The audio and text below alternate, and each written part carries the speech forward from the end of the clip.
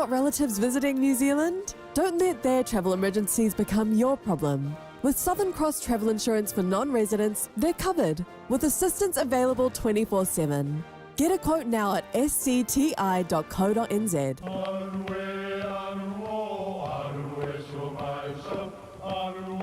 O Samoa o le atunu ua mai o na tofi. O le la au ua mai o ngā tātulanga e le to e tau au whangaina. O le vai fo i ua malili ua mai o na saiki. A o lau polo kalame o le vau filifili. Ua na o se toi wha manatu. Ua na o se toi whangu whangu ia ua nganu Samoa. Mau upu ta oto, mau upu tu. E ala lea i ala ngā upu ma muanga ngana ma le vau ngana. A wane i emisia le tātou polo kalame. Iafi afi o aso lua taitasi le itu lae valu I lunga o le Radio Samoa. Ia manu ia tele, lau mai moanga ma lau whaasausaunga Samoa. Radio Samoa. Taslima iwatolu. Amo. Wa ye nele la lao le Bluebird Lumber and Hardware I Mangile. A wa whaatau molo ainga I Samoa. E mawhaiona whai umai oka o loa whauwhale. Pusa aisa o ngā umu TV moenga. Se tino forma le tele o loa ese. O whaatau umai mawhaiona tatongi le tātou ofisa I Mangile. Ai piki I whale o loa o le Bluebird I a pia vai tele po sa le longa. Walau loa le olua tasi 5 tolu fafa. Olua tasi 5 tolu fafa. Pe I meli le info@tlmarketing.co.nz Moni si from Dalanga. I feel lower so sad. Omega Ka. Diana knowing more. Omega Ka. Sabaleta umofie. Omega Ka. Fili mai loile Omega Ka. Omega Cars, lua selau Diabetes Drive I Manukau. Pole telefoni o iwa lua vitfitu 5 tasi lua. Susu mai Manukau ne. Omega Ka. Umalole kesile Omega Ka. Usi mai alau whaafafonga. Telefon mai Samoa ia sa taitasi. Wa au mai amo oe ona o le langlango mai a le talofa voucher. O te whatalo whelo tātu o tunu I rea amatanga o le nei vai o sa fau o tala tau longo mai Samoa. O le ua mai anga luenga le whaamsinonga o tālo sanga to ilo le whaamsinonga siria le tunu ia maa stasi o mata upu nei ilo ai. O le tālo sanga apidia le fio anga o whenga sa au tui se vaenga o le whaai unga le whaamsino sili le ana au mai le aso iwa o aperila le tau sanga unga vae. Sa whaasino ini saunuanga le whaamsino sili le whaai unga na atangi ai le sida le tu tālo sanga. Sa iairo la tu whanau ngai whaatino se ngai o inga e tafi e se ai ngai se furu vanu le o waa. Sa apiri fo ia whenga le whaai unga le whaamsinonga mawalunga o le aso se furu tasio o ke topa le tau sanga lava ua mawai. Le ana whai ai le whaatonunga e tā ofi se tu langa le tu mau le ngā ruenga o le fuaino tua oio ele o le afio anga e peona sa whaaudu ai e le nu o le au waa se tālo sanga I le whaamsinonga mawalunga. Pei tai o le tālo sanga apiri le vaenga o le whaai unga na toe whaawi tua. I le sila le whaamsinonga o tālo sanga toi ilo po le whaamsinonga apiri le whaamsinonga mawalunga. E le aiso na malo si anga whaale tu la fono e ilo ai le apiri whaasanga le I se vaenga o le finangalo o le whaamsino sili I le whaai unga o aperila o le tau sanga na te nei. Ma ua whaatu mau ai le whaai unga le whaamsinonga mawalunga e peona tau fia le tu mau ai le ngā luenga o le fuaino ele o whenga. E peona sa whaatali I le teime whaatu inai. Le whaamsinonga o tālo sanga to ilo ma apili po le Lands and Titles Court of Appeal and Review. A le whaamsinonga o whanua maswafa, pei tai o leo whaamautu e lea whaamsinonga le pālota le whongaftalai. Na pāsi ai le lua vai tolu o teuteunga o le whaavae, lua o lua 5. Ma pasi a fo ia le pale mene teuteunga o le tūla fono whanua masuafa lua o lua 5, ma ua le taunu o ai le whaatuina o lea whaamsinonga. Ai toi fo I tūlanga sa iei mua, o le whauru atu o se tālo sanga le whaamsinonga mawalunga, e ilo ai ni whaai unga le whaamsinonga o whanua masuafa, e mafua ini whinaunga I lea fia leo a ia te tauni tangata, po se tangata, ona o se whaai unga lea whaamsinonga, o lo so ina mata ubutau ele whaale anganuu, masuafa matai. Wa whaelo le teitai o le vanga wha upu whai o le wha tua I le tua Samoa o tasi. O le aso se furulua o le masina fou o Iulai. E wha iloa lau tele ai lana tāpenanga o fuafuanga o le atina e o le atunuu. O le afina uai i ana folafulanga wha ato sina o le palo te tele. O le motu tele i se la whai o le amua mua whai ai lea wha lau iloa. Ma wha ngā solo ai lana malanga ta amilo i tu malo palota umai sa vai. Ma taua runga mai i le motua uponu. Wa wha iloa i le taitai le sunga la audi le o te apolata e Vaufosi Smith i le whailoa inga masani matu stala. Nisi o ana fuafuanga lo te pena i ai e pei o le si tia lea o vai ngā tupe o le polo keti miliona mo i tu malo te tere o le atunuu mai to tere tangata o lo no nofo ai. Wha pēr ma le tasi o fuafuanga o le au mai o se vale le tele o wā malanga nga i atu i New Zealand ma Australia. E le ai se tufa ngā tupe, le ai se tupe mauafua, na o le fesosoani tu lima e le au fai pisinisi la iti. Tangata o lo iai tu langa o tapenanga o mea umalava, au au le fesosoani piria onga, au le fesosoani umalava i mea manau mea. A tu langa i le tau mafa. Alu tangata i fafanga ngā moa manga pua manga pof. E wa batu me whainga beka. Tato wosi tau langa whatasi mo le atunu. Le si vaenga na whamatali o le valele. E le fuafua e tapena tato valele. Io e fuafuanga foi. E le teo tau wavea to atasi na le malo le valele. O le iai tu tino le malo te tele le iai pa il nupifa ACC utos. Ia ma le mamalu o Samoa le lala i tunu mamau. Ta tala le avano. O ai le Samoa e fia. Fia teu tupe i, teu tupe. Pe afe, pe lima afe, pe se furu afe. O lo shiana le la ta tala le tato vale. Ai mai sa la teu lai vafa. O wafo tanga teu malai vafa. E leise se le sau Samoa. Apena fo ila le tūlanga mātou te fautuaina fo. Le lima su tasi i tu malo le wai Samoa atoa. Ave foi leva no e fai e share i tu malo e ala lima su tasi milion. Avo le na ave tai se la uafe vo le teu le utos. Fai voi no vape. Ia ave la tu pe pule le tu malo pe fiel tu pe ave felo na share vale. Ai se a. Ele ai se si o tatou e le malanga. Le se si o tatou e le felo. Au tatou Samoa, se langa me te mimita mai tau. O leo te ti e lungo o lau vale. It's my plane. It's my seat. Ia me sai momo. Se ngal malo e ngal vale le. Se la ngau ka ko me. Le te tai o le vanga wha upu whai o le wha tuatua i le tua Samoa o tasi, sunga la uri le utea polata i Vaufosi Smith. O whai roa mai e le minstau le malo tausi, o lo wa ia le wha laptonga o wa a Samoa. Le tō wha olo fiti a fua wa ai le wha mautu ai o le ioenga, a le malo i a pani i le tāla sanga, mo se wa ai wha apitoa lea i le au mai o ngase ngase, mai lo tātou motu tele i sa la whaing, a wātonga fitinga i le maota ngase ngase moto tua.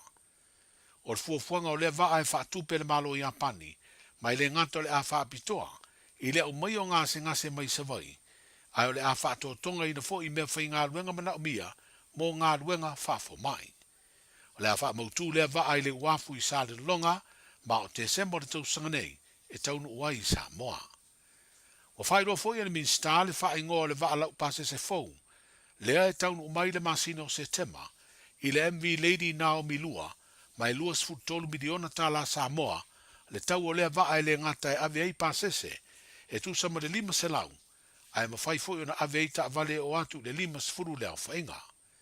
O wha iloa le ofisa siri o le pūlenga wafu ma taulanga, i se lipoti le newspaper Savani, le fionga so alo kuresa so alo, e ma whai o na malanga lea wa ai le vau muri whanua ma sāle le longa, i le tolu sfuru lima i le whā sfuru minute, mai se furu valu note lona sawa sawa. I leo whainga i lima sfuru tasi o i tu malo wha paloto le tunuu, le lua sfuru i savai ai tolu sfuru tasi uponu, o siria le salau pasene leo wha ingo tangata nga wa ai palota, i tu malo e iwa ua mai a whaatino a lātou le stala.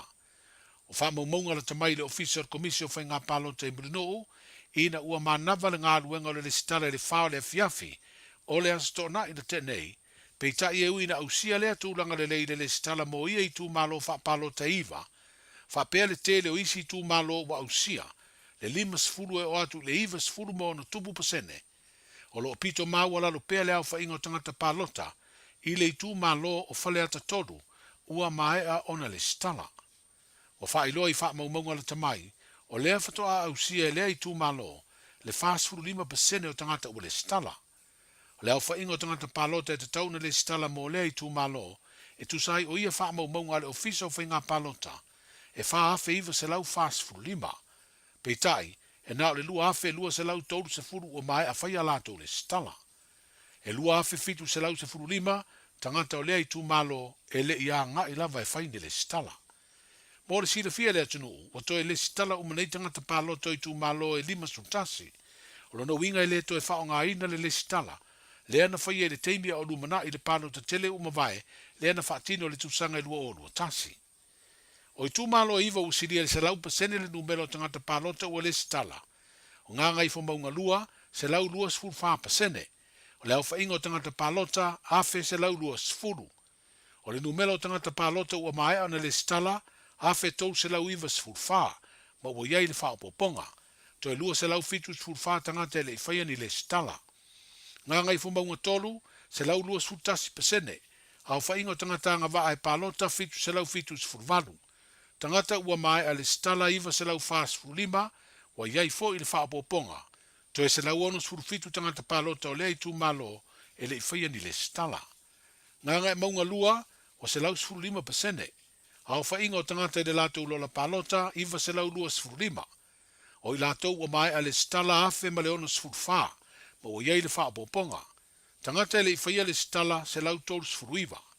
O le tū malo wa au fono ti, walu se lau sfuru fitu le au whai o tangata palota, talu mai le tusi ngai ngō le lua o lua tasi. Wa au sia se lau sfuru fitu pasene o I lato ua le stala, I le au whainga iwa se lau 5 sfuru 5, wa iai le wha poponga, tangata I le stala se lau tolu sfuru walu. Whale a lupo, ua au sia se lau sfuru 5 pasene. Au whai o tangata palota o lo wha mawina ono se lau sfuru 2. I lato ua mai a le stala fitu se lau lua sfuru 5, wa iai fo I le wha poponga. Tangata palota o whale a lupo e le whaia ni le stala se lau se furu ma le fitu. Ngā ngai whamaunga tasi wa au sia se lau su tasi pasene. Au whai o tangata ele na lola palota, fitu se lau 5 sfuru. Tangata ua mai a le stala valu se lau fitu sfuru 5, wa iai fo I le wha poponga. Tangata palota ele I le stala valu sfuru ma le 5. Whale a lili lua, au whai o tangata palota ele lola alea I tū malo, fitu se lau fitu sfuru tasi. O I latou o mai a le stala e valu se lau 5 sfuru 2, wa iai le wha poponga. Tangata ele I le stala valu sfuru ma le tasi. O vaisi ngano lua wa au sia se lau ma le valu pasene. Au whainga o tangata ele na lola palota valu se lau valu sfuru tasi. Tangata ua mai a le stala iwa se lau 5 sfuru 5, wa iai le wha poponga. Tangata ele I whaia le stala fitu sfuru ma le wha. Le tū malolo na iwa wa silia fo I se lau pasene, wa au sia o lana le stala o sātu paitea, se lau ma le lua pasene. Au whai o tangata palota ele na lola, afe ma le 5 sfuru 2. Tangata ua mai a le stala e afe ma le fitu sfuru 2. Wa iai fo I le wha poponga o tangata palota ua le stala, I lea I tū malo. Tangata ele I whaia ni le stala lua sfuru. O mori mau ina fo I wha maunga le tamai nei, e fitu I tū malo palota e le o toi o I se lau tangata ele I le stala. O ia I tū malo wha palota, e au fiai le pā to e wha sfuru, palau li tolu to e wha sfuru tasi, a le I pata I tū pā ilunga to e wha sfuru ono, vaisi ngano tasi to e ono sfuru tolu, wha sale le anga tolu ono sfuru wha, si umu to e valu sfuru iwa, ma ala taua I sifo to e iwa sfuru ono tangata palota ele I le stala. O ia fwai numela o lo fua le au whaingo tangata palota o ia I tū malo, mai le taunu unga le tusi ngai ngoa, o le tau sanga lua o lua tasi. O le ua o atu nei le lua sfuru tolu tangata palota I atunu I fafo, ua mai au na le stala I le wha amalia ina o aia inga mana umia, ia maa wha amaumaunga umanei a le komisina ma le ofisa, o le komisi o whai ngā palota tanu mai le tau le wha, o le afiafi o le sto na ina te nei. Tanu mai la lea wha amaumaunga, wa wha amauina nei le o atu le valu sfuru ono afe ma le fitu sfuru fitu, tangata palota ua mai a wha atino alato le stala, ai se lau sfuru fitu afe lua se lau lua sfuru 5, le au wha inga te tau na le stala e palota, I le whai ngā whiriwhiringa ia au kuso. E tāpunia le stala tangata palota, I le stofi o le vāia so fou, I le tau le whai le fiafi. O lono winga, o le vāia so atole nei le songa fua I le stonai, whapea le songa fua o le vāia so asau eo I le stofi, le so tolu o iulai, o lo maua I pea le ava noa. O whamanatu mai pēr komisina o whainga palota le whaasalanga tupe lua hawhe tā lai te tongi, e le tangata e le i whaia se le sitala ai uanga wa ai palota. O whamanatu fo i le official commission o whainga palota, i sui tau wā uma manisi o whesoa swani, i la tau tāpenanga, o se sori tū la fono le lau o tangata e whai le sitala, po le whaatino se isi lava au ala ma le wha moe moe, e whaatino ai le sitala o se tangata uanga wa e palota. O tala amatai o le nei vā yaso, soifua. Radio Samoa, tasili mai batolu, amo. Radio Samoa, tasili mai batolu, amo.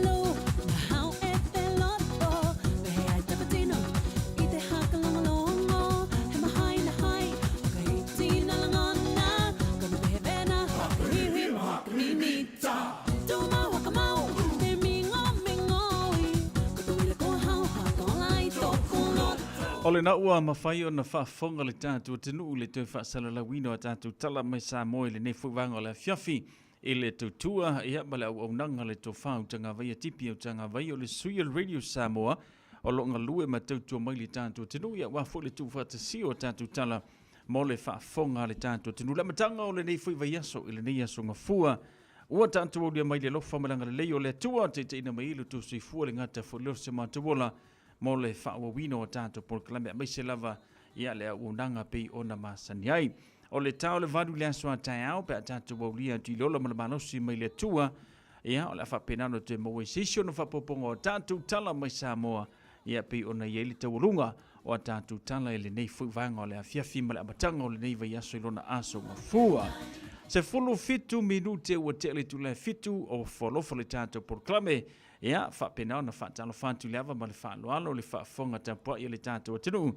Malo le se fumaruia, malo fo le tauatai, malo ia le ngāru lue, ia ma le ala usu i whanunga la au le taiona lila, i le amatali o whea mga luenga ma so se matawhai iu i amaise ia ngā luenga maufufuanga pe o nei ai i le amatanga o le neiva yaso e uilava fo le tūlanga o le malulu pe o nei yei tātou, i o le kaulava fo i pe o nei tātou masani, amaise oile na na e soifua ia ma e pefteia nei to tonu ni sila nei ia pio se usu ia le vaupolo io tulanga la nau yeli tanto por clame ile nei fuwanga la fiafi male tautua al Radio Samoa se fulima iva tolu amo au le fanga solo le tanto por clame si tanto savan valia tu foi va ese tulanga le talo le tau mo tanto le amatango neve yaso ia ona fanga solo le foi tanto musika se fifilo se ia tali tu le valu ia ona fatasi me foi le au ona le tua pasta poni fonoti mole tanto por clame pe ona masani ni afia fel tutu le penga ile lolo totalo tau Fatalo le utala nei le tau mo le so mo le aso atai au po au kilani nei. Wigo le tau mo le so e au o le nei aso e iai nei timu to ulu mai ono mamafa mai timunga i le awa uli. E angi mai savili mai matu fa solo ina angi malie mai sifo i le nei aso. Vevela fa mawina mo le so e luas fulua tikeri ma le malulu e se fulu fa tikeri. O le angoto i fule lai le afiafiana nei i le ono minute te ai le tu lai ono. Mo le aso atai au o le ale lei mai wingo le tau se i vanga na ai na iau e ufitia le langi i le taiao. E angi mai savili mai sifo fa solo inangi mai saute. Vevela fa mawina mo le aso ataiao e luas fulu tikeri ma le malu luas fulu tasi tikeri. O le aso ele lai le toi luas fulu minute i le tu lai fitu, ma o le angoto ifo i le fa minute te ai le tu lai ono i le afiafia taiao. Lautala nau le tau mo le soma le aso ataiao.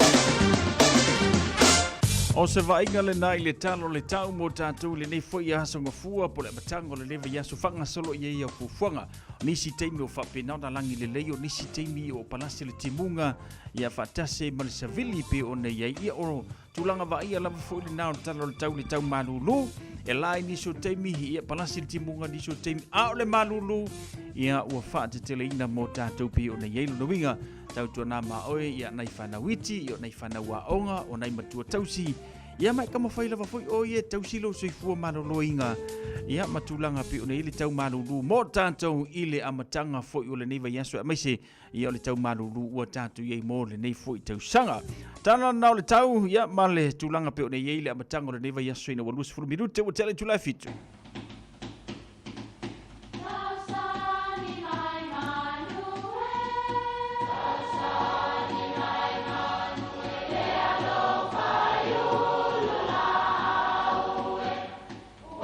E o whanga manu i ululu o la au, awa e whawhanga I funga o la au. A o le tangata, e whawhanga I upu matala. O le mawhileo o alanga upu mamuanga ngana Samoa maona whaapongai, e a fua I lona sio mianga.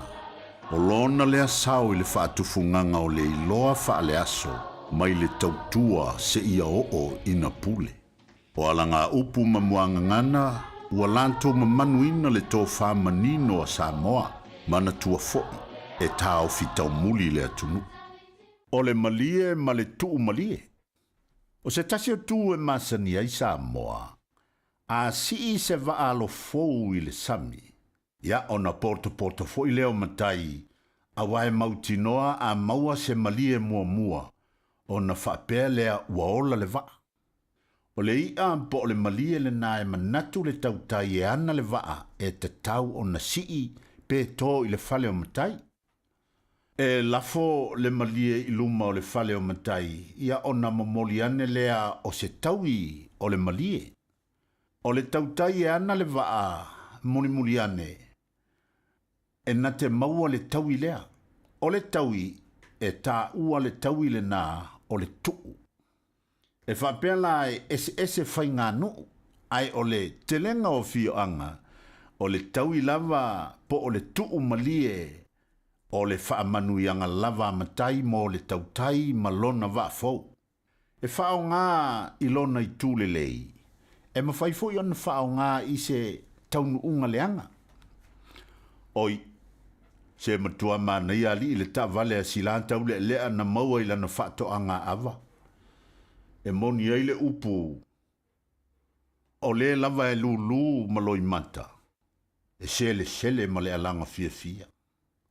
O le malie ma le tuu malie. Ia pe fo. Ia ua maitawantu ua na o le mapu I ti ngā o tau taluailo o tau le tausi matua. Ioe, aua ne ingalo le upu o le atunu o le malie lava ma le tuu malie. O sianga sala lava masione taui. Tō angala I e tausi lelei o tō matua. Tō te manui ai. Ia e manui alau whaasonga le nei asu. Hey! Oh!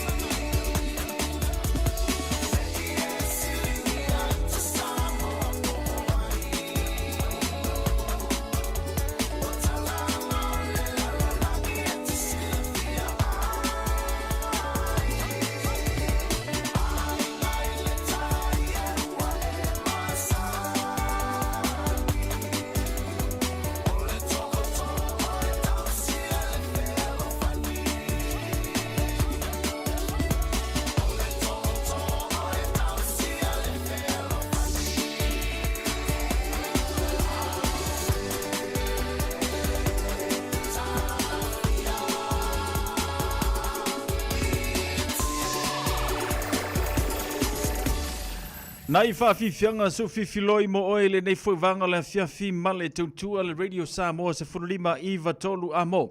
Ina ua tulai mai le tātou temi le wanti le ua lua se furu male valu minute ua te le tula fitu. Ia male tautua i le nei foi amatango le vaiaso. I lunga la wala, ia pe whapeo e whaafonga mai lunga la wala whaifele mulu sa. Ia i le telefo ina tutaula te au mangaluenga sa ngapatia i le tātou tenu i le amatango le nei aso vaiaso. Ya malo ngā lue, malo full fa malo lo si fa mga luenga ma tau le fa to amatalia le sifi po. Ya.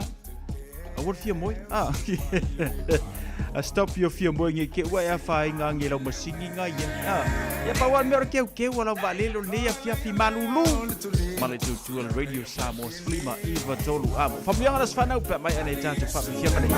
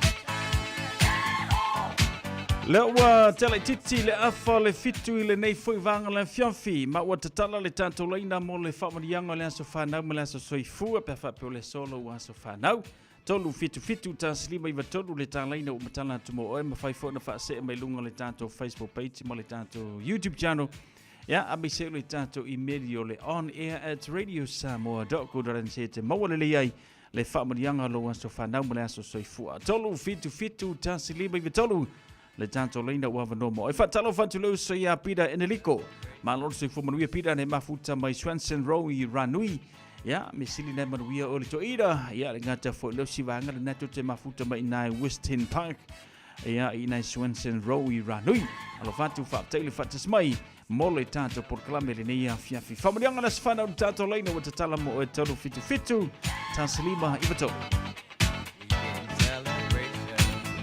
Fatalo fa le tato por kalame ya malia pa ya lala so fu manuia malia mai Brisbane au Italia o amali tau ya auto ya no fantu fa tele fata si mai le ya fiafi o le tato fa mrianga le so fa na le wa tanu mai lungo le tato imeli ya ile nei fu vanga le fiafi male tutua Ale Radio Samoa se furulima iwa tolu a mo si o kanga sia kia kusore po sa ongi so fanga wi mai I le kule.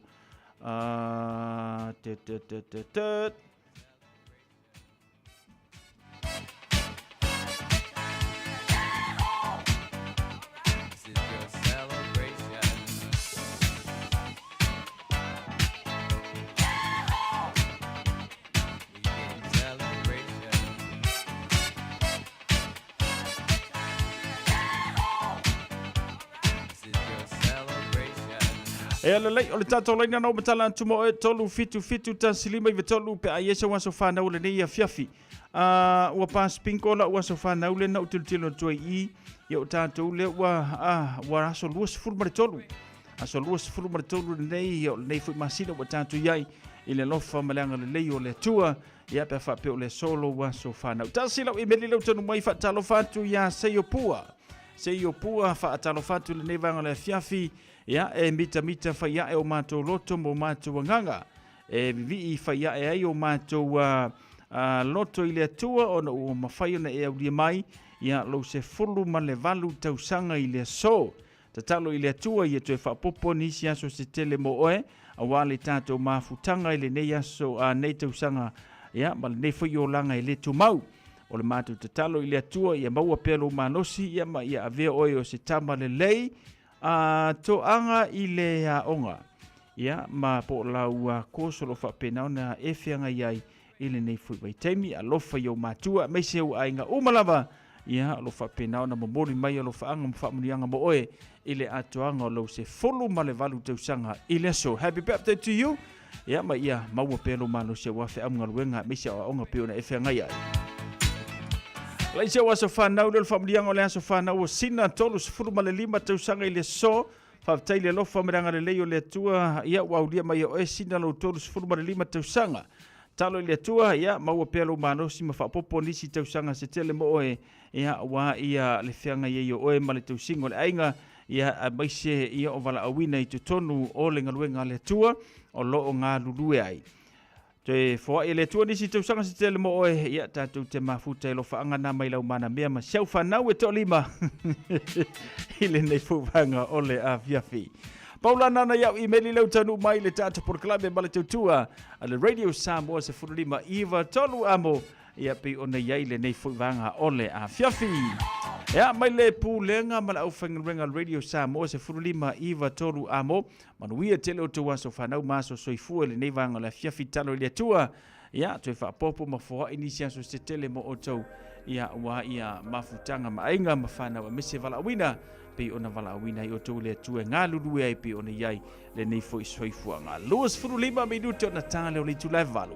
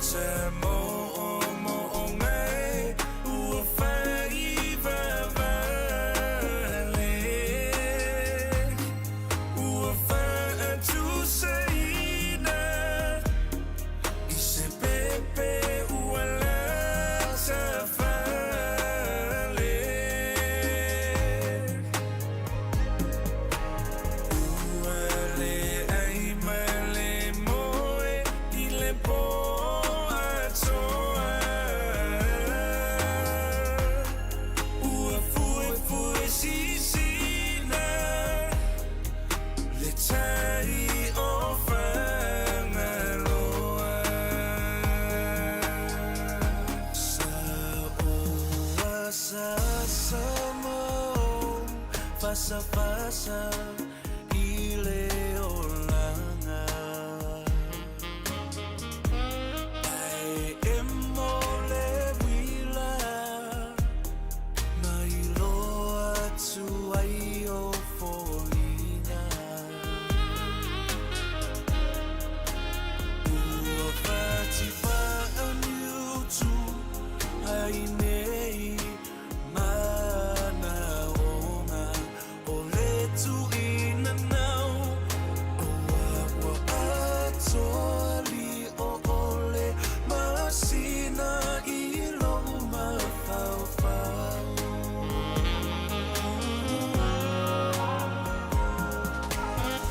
e o te mo ngai ua fai vevale ua fai tu seina i se pepe ua lenta fale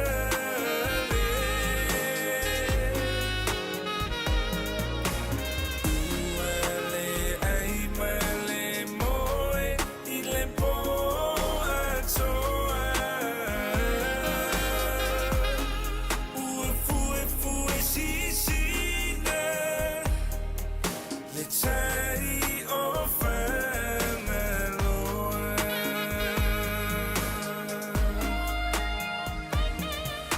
i lava ina lucia i puava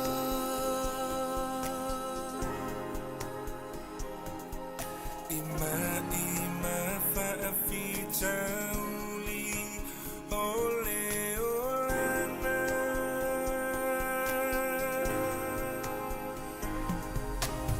ale ua e i whanua whaiva ole tautai I mea rofa le atua ua o popo mai sapa sapai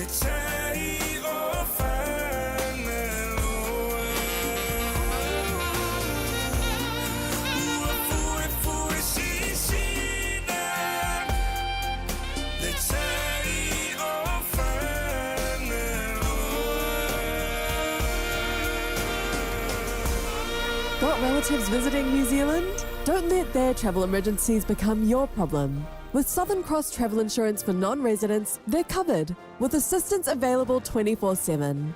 Get a quote now at scti.co.nz. O le fitu au lele ma le fitu ta ia la o ngā amata e mawalunga lana au nanga tau Early Childhood Education po a o ngā amata Samoa ma le Pasifika I Māngele e iai whaia o ngā le stala ma whaia o ngā lango wa lava tā pena mo le awa o ina o le whanau. E uti avanua o lo o tutoe, aua lai te whaatuai, ai lesi tala nei loa lo walo, kala au mai I le olua tasi tolu lima, fitu valu iwa fitu. Olua tasi tolu lima, fitu valu iwa fitu. E whaatulanga ai se taimi e te asi mai ai. Radio Samoa. Taslima iwa tolu. Amo.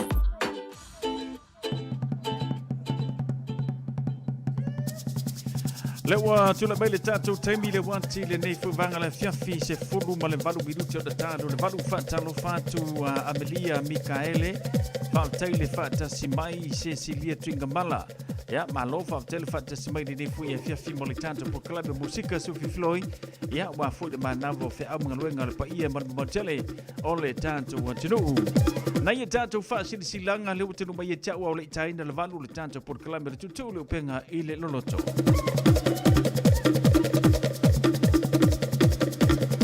Tātou whaasilanga leo tenu mai le nei whuvanga le fiafi.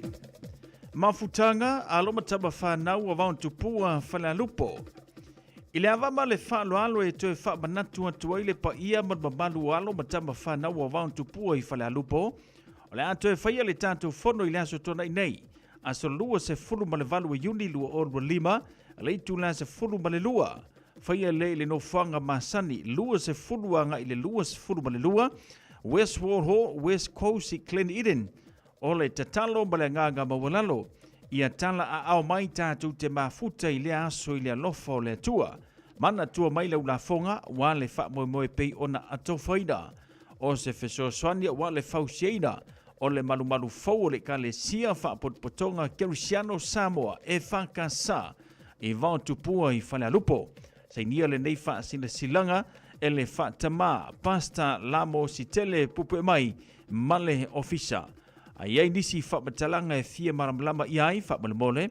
Whaafeso tai mai le whailau tusi le o lua tasi, o lua ono, iwa lua ono luono.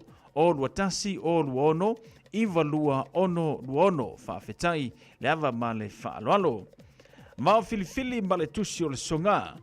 Awane ingalo saulo minga o le tusi o le songa whaatasi e ma le lolo minga o le vau filifili. E maua i whaalupenga o Samoa i sisifo tutuila ma manua o nisi o tāna tu o Samoa o ngā upu o le matawha yoi o le matai. E le whainga o le whaalavelave pe o whaapoiponga ma liu le o susingo a inga fesila whainga o paolo si i whaaloalo whaalanginga o le kale sia ma le tele o le ngangana whaaloalo he fitu se fulu tāna le tau. Ma na o le official lava le Radio Samoa i le tolu pa tolu ono Hopewell Avenue i Manukau e te Mawai. Mo nisi whaamatalanga wala au le lua no lua ta silima i vatolu. Lua no lua ta silima i vatolu pe tanga iane i le shop at Radio Samoa dau kodaran se te whaima i eisau oka. Whaasilisilanga mo i lato uma e tupunga mai i a tala taina nofo ma ui mai tua tuinga mala tala taina. O le awhaia le tātou talanoanga mua i le aso ngā fua aso tolu sifula yuni e le tu la e tasi la o woli. Whaia le tuatusi Church Unlimited Cafe i le tolu anga i le lima teanta tu Row West Auckland.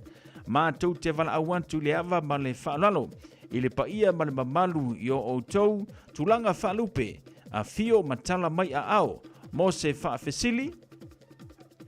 Whafsotai mai le telefoni o le olua fitu, whaalua o, tasi lima luono. Olua fitu, whaalua o, tasi lima luono, ia moni usila le nā. Au se tālia o le o whātolu, lua valuiva, iwa lua iwa fitu. O whātolu, lua valuiva, iwa lua iwa fitu mo au se tālia.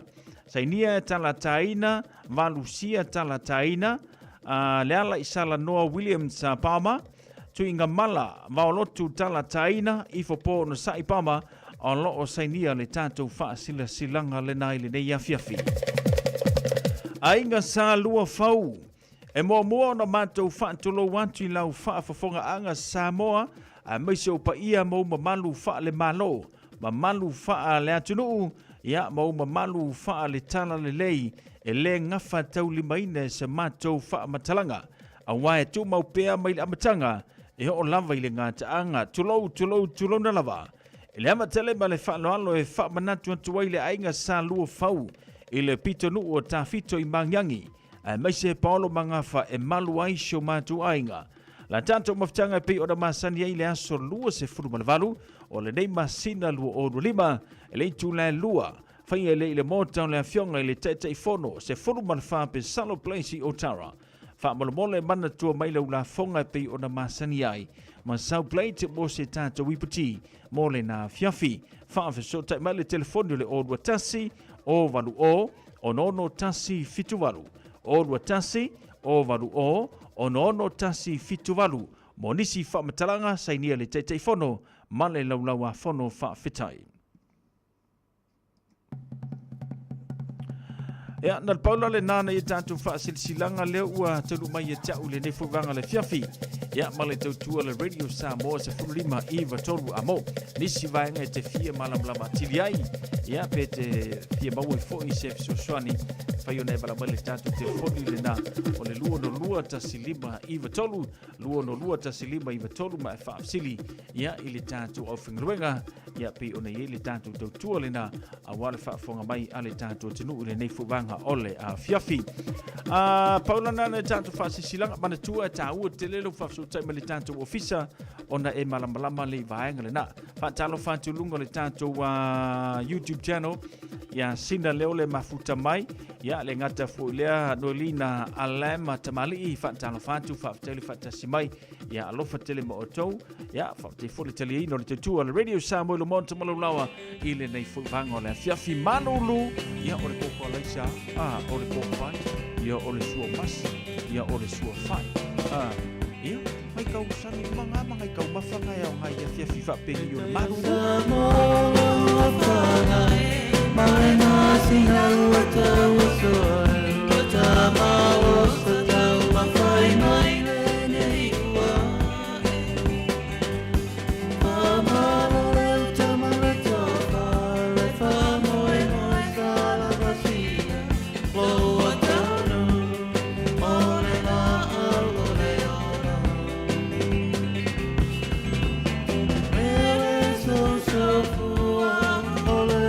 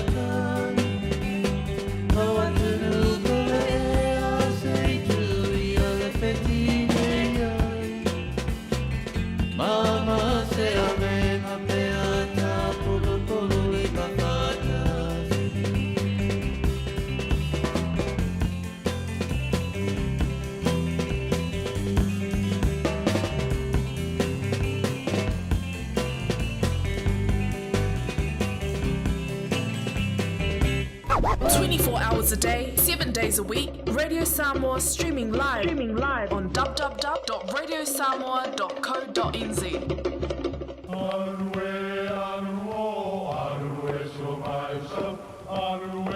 O Samoa o le atunu ua mai au na tofi.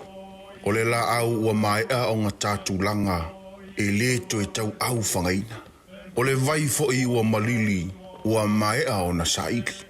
A o lau polo kalame o le vau filifili. Ua na o se toi wha manatu. Ua na o se toi whangu ia ua nganu Samoa. Mau upu ta oto, mau upu tu. E ala lea e ala ngā upu ma muanga ngana ma le vau ngana. A wane i emisia le tātou polo kalame. Iafi o aso lua ta itasi le itu la e valu i lunga o le Radio Samoa. Ia manu ia tele, lau mai moanga ma lau whaasaunga Samoa. O le Casa Beds and Appliances, o le tali o mana onga, i o loe whaatotonga ilo mauta, ini tau le lei, toi ananga tā, e mawai moenga ngā o si tutona New Zealand, wha apea se tino fōa le potumalo lo, lau ai mano fōa, TV, la au pese, usa aisa, masini tā lava, telefoni fe aveai, maisi. A whiu ane loa i le whawhituwha Great North Road o tau, po le tolo fituiva Great North Road i Henderson, le Casa Beds and Appliances, telefoni o valu se lau, lua, 5 o valu se lau, lua, 5 Malo soy fua, o se fufonga Samoa, Radio Samoa, tasilima i vatolu amo, se kia Radio Samoa. Whaatalo whātu le tātou purakalame ia tina ngā wong, le mafuta mai koukousi au se tālia, le ngata whaileo so uso ia weta siusta. Ia, le mafuta mai lunga le tātou YouTube channel, malo sui fumanuia uso, whaamumwe sa manuia, ia le whai unga le neiva yaso, Cecilia tuinga mala, ia lofa te le atu mo o tau le neia fiafi.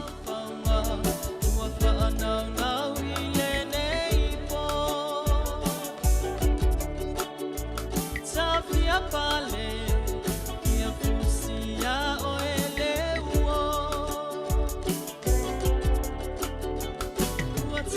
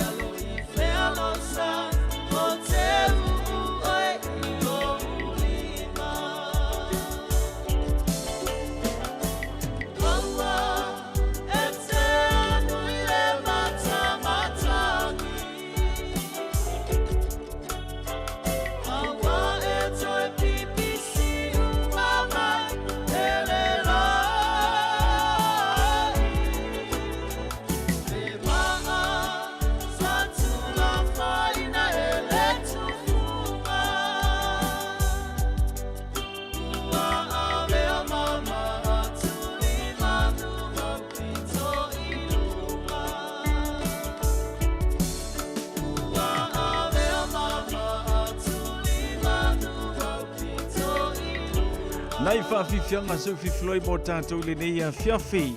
Whaatalo whaatu ia whaata singa tusi mārosu I fumaruia whaata singa. Tira sa ene whaatele whaata si mai a ko poeti. Ia alofa tele mo o tausia uso ia lave na nai. Le malolo ai masi pe o ne ye le tātou porklame. Ia male tautua le Radio Samoa se furulima iwa tolu amo. Ia pe o ne ye le tātou tautua mo le tātou porklame ile nei fuivanga o le afiafi pe o na masani ai. Ua whaatasi mai le sunga I le whawhengainga Pastor Poni Forti. Mo le tātou porklame pe o na masani ai. Ia le abatanga o le neiva ia so le tutu le upenga I le loloto. Ia pe o na masani o mele usi mai alo whaafonga sa whapaponga le tātou porklame o le tutu le upenga I le loloto.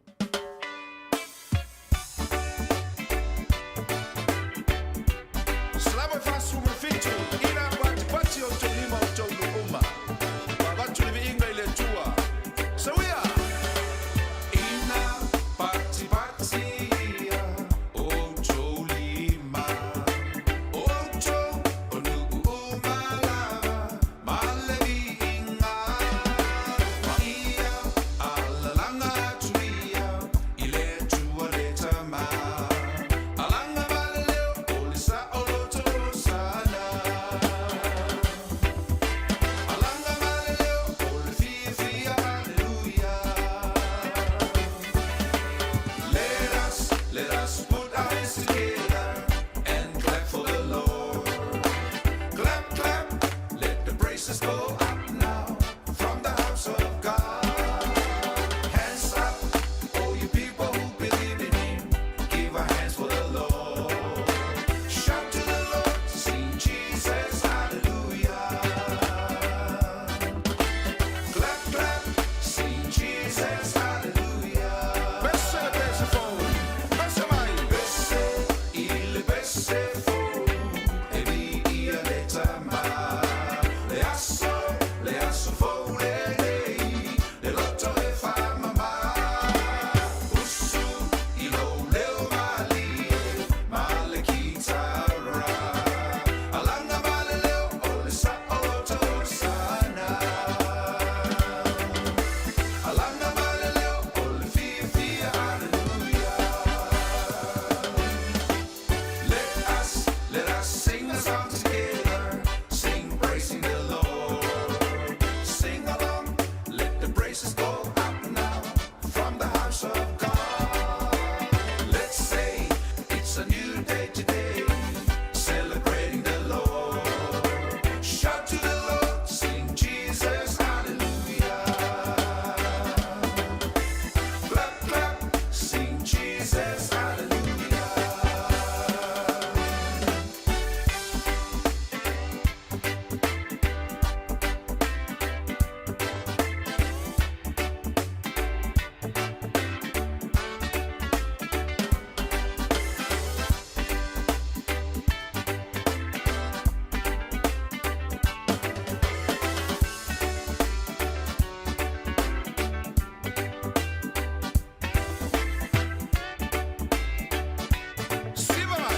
Siva falenanga. Siva mai. Siva falenanga. E tausa afia. Siva ai taula iatu. Ololo toilunga. Oh, ta fa afia. Ina le tua. Alanga maleo. Olisa oloto sana. Alanga maleo, olifia hallelujah.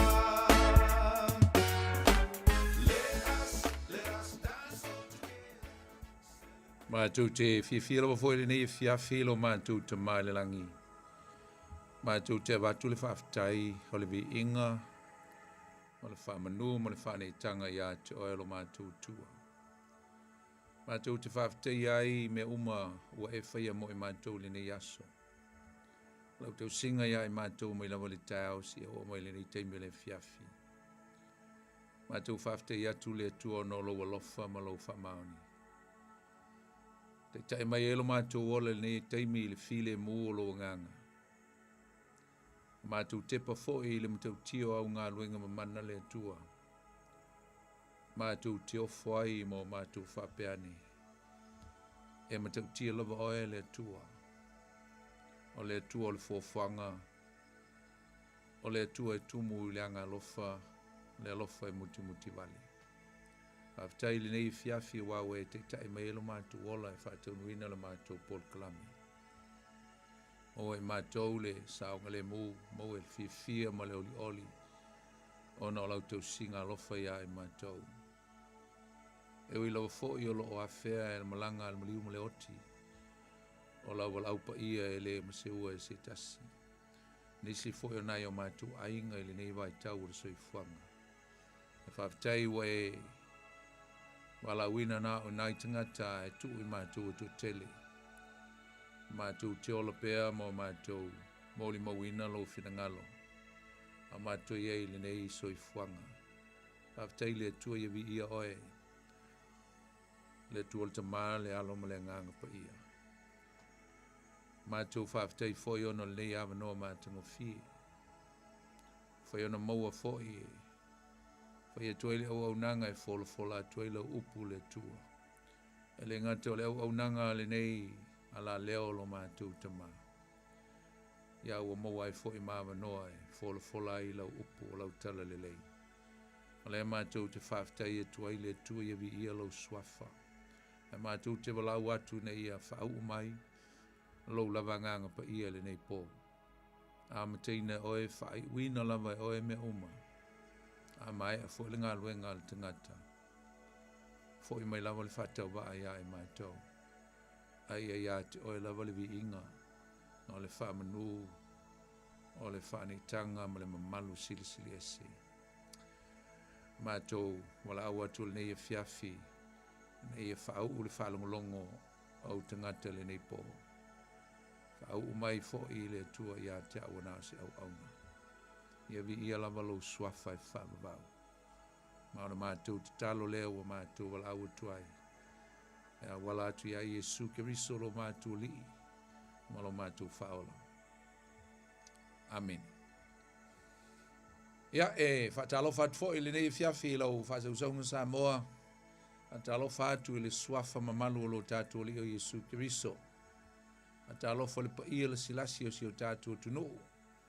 Ia mai lava foi i o ngā tumtumu se i o atu i o nei. Ata alofa atu ma le nganga fia ma le nganga whaaloalo. Apte ora whata alofa i au auna le tua mautomu si o foi sos tau vine. E nisi o mafuta mai foi le nei fiafi le tātua Paul Klame le nei. Ata alofa atu ma le nganga fia le nei pō. Ma lo le ngā lulue ma lo le o staulanga. Ma lo le au auna i le tua. Ala ia tātou whainga taulanga le vai o sa o mawai atu vi ia le tua. A talo whātu, nai o tātou mātua, tu asinsina o lo tāpoi mai. Ia le ngata fo le whatalo whātu inisi o lo, whāta o toli e tono mauta ngase. Me se foi tono whale pui. Na whai o mafuta mai le tātou Paul Kalame le nei. A talo whai le, au whainga luenga le nei po, isi o lo ngā lulu e tono whatwhinga luenga, lungo ala tele. Ngata foi leo te tono mauta malawa. Mai se foi o so se tunu.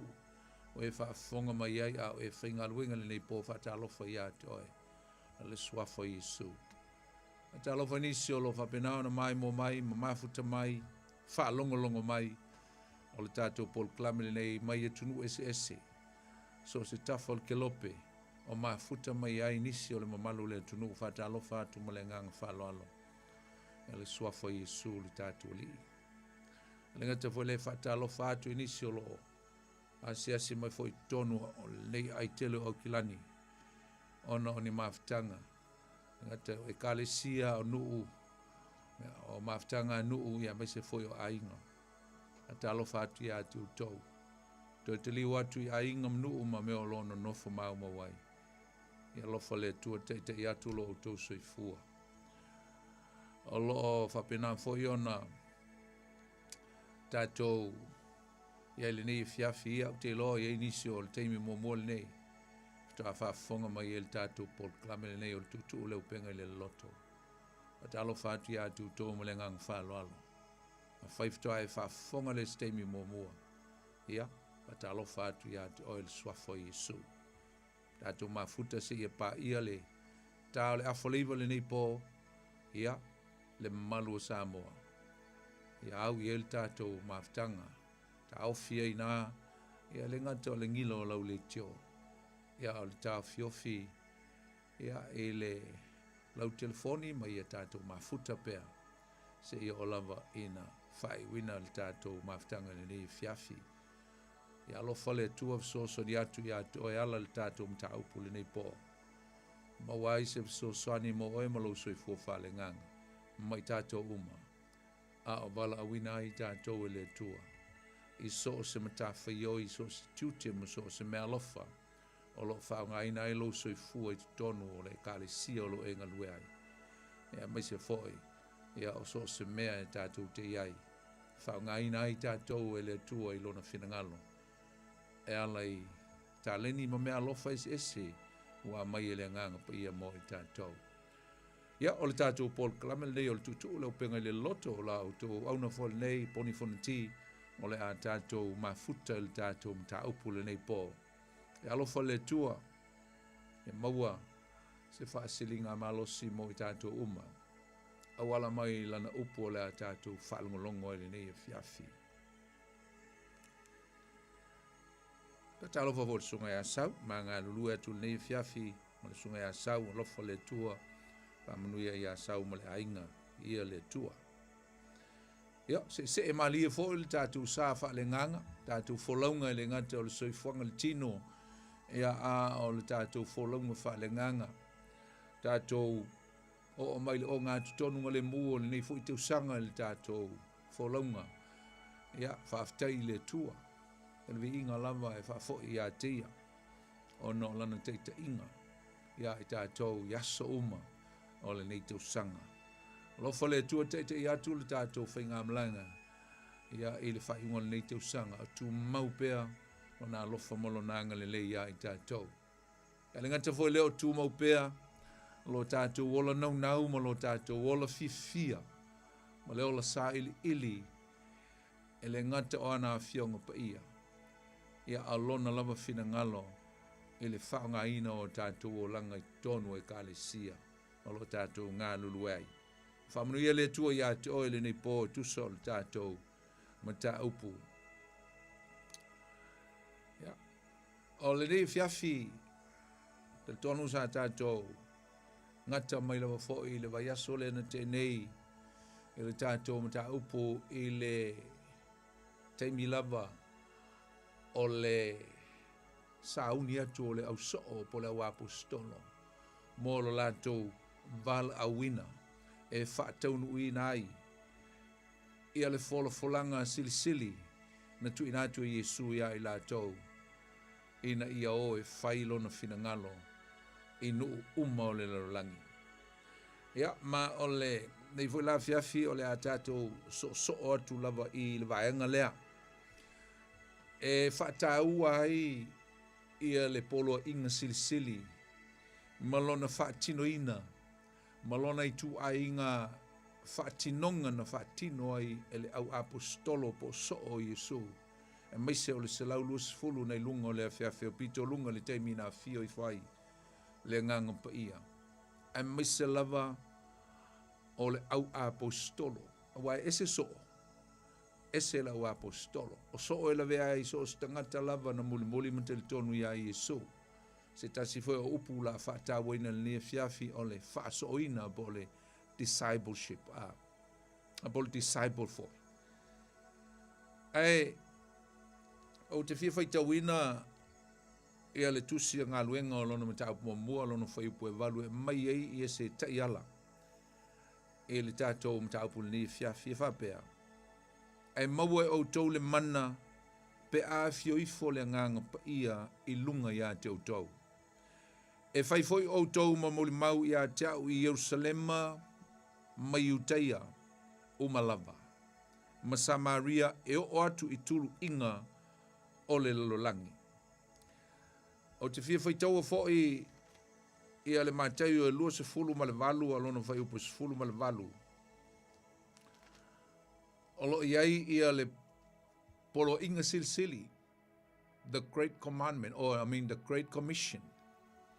Fa pelon fa itawina mal fa iposfu mal valu. Ona maliwa nei leo Yesu o fetale atu ia te ila tau. Ua whape atu. O tu ina mai a te au le pule o malava i le langi ma le laro langi. O le nei i au tau o atu e whainu o malava maso. Ma papatiso atu ia te ila tau suafol tamaa, ma le atali i ma le nganga pa ia.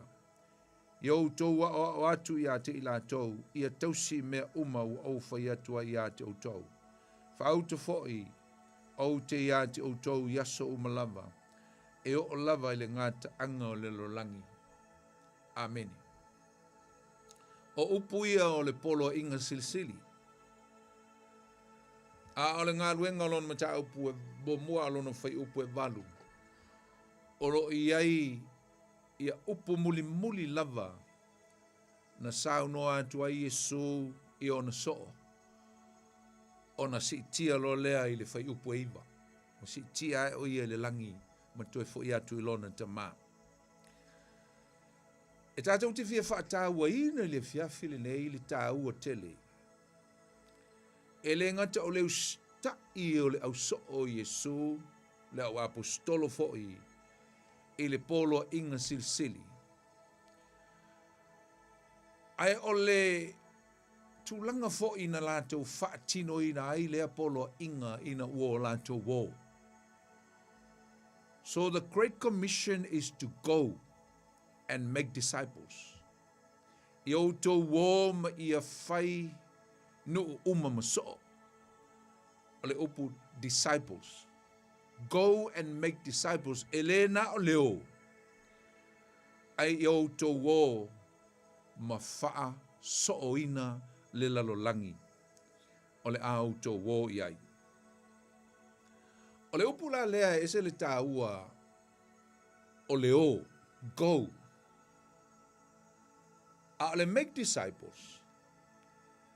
E le whaingofie. Awa o le whaatinonga lea.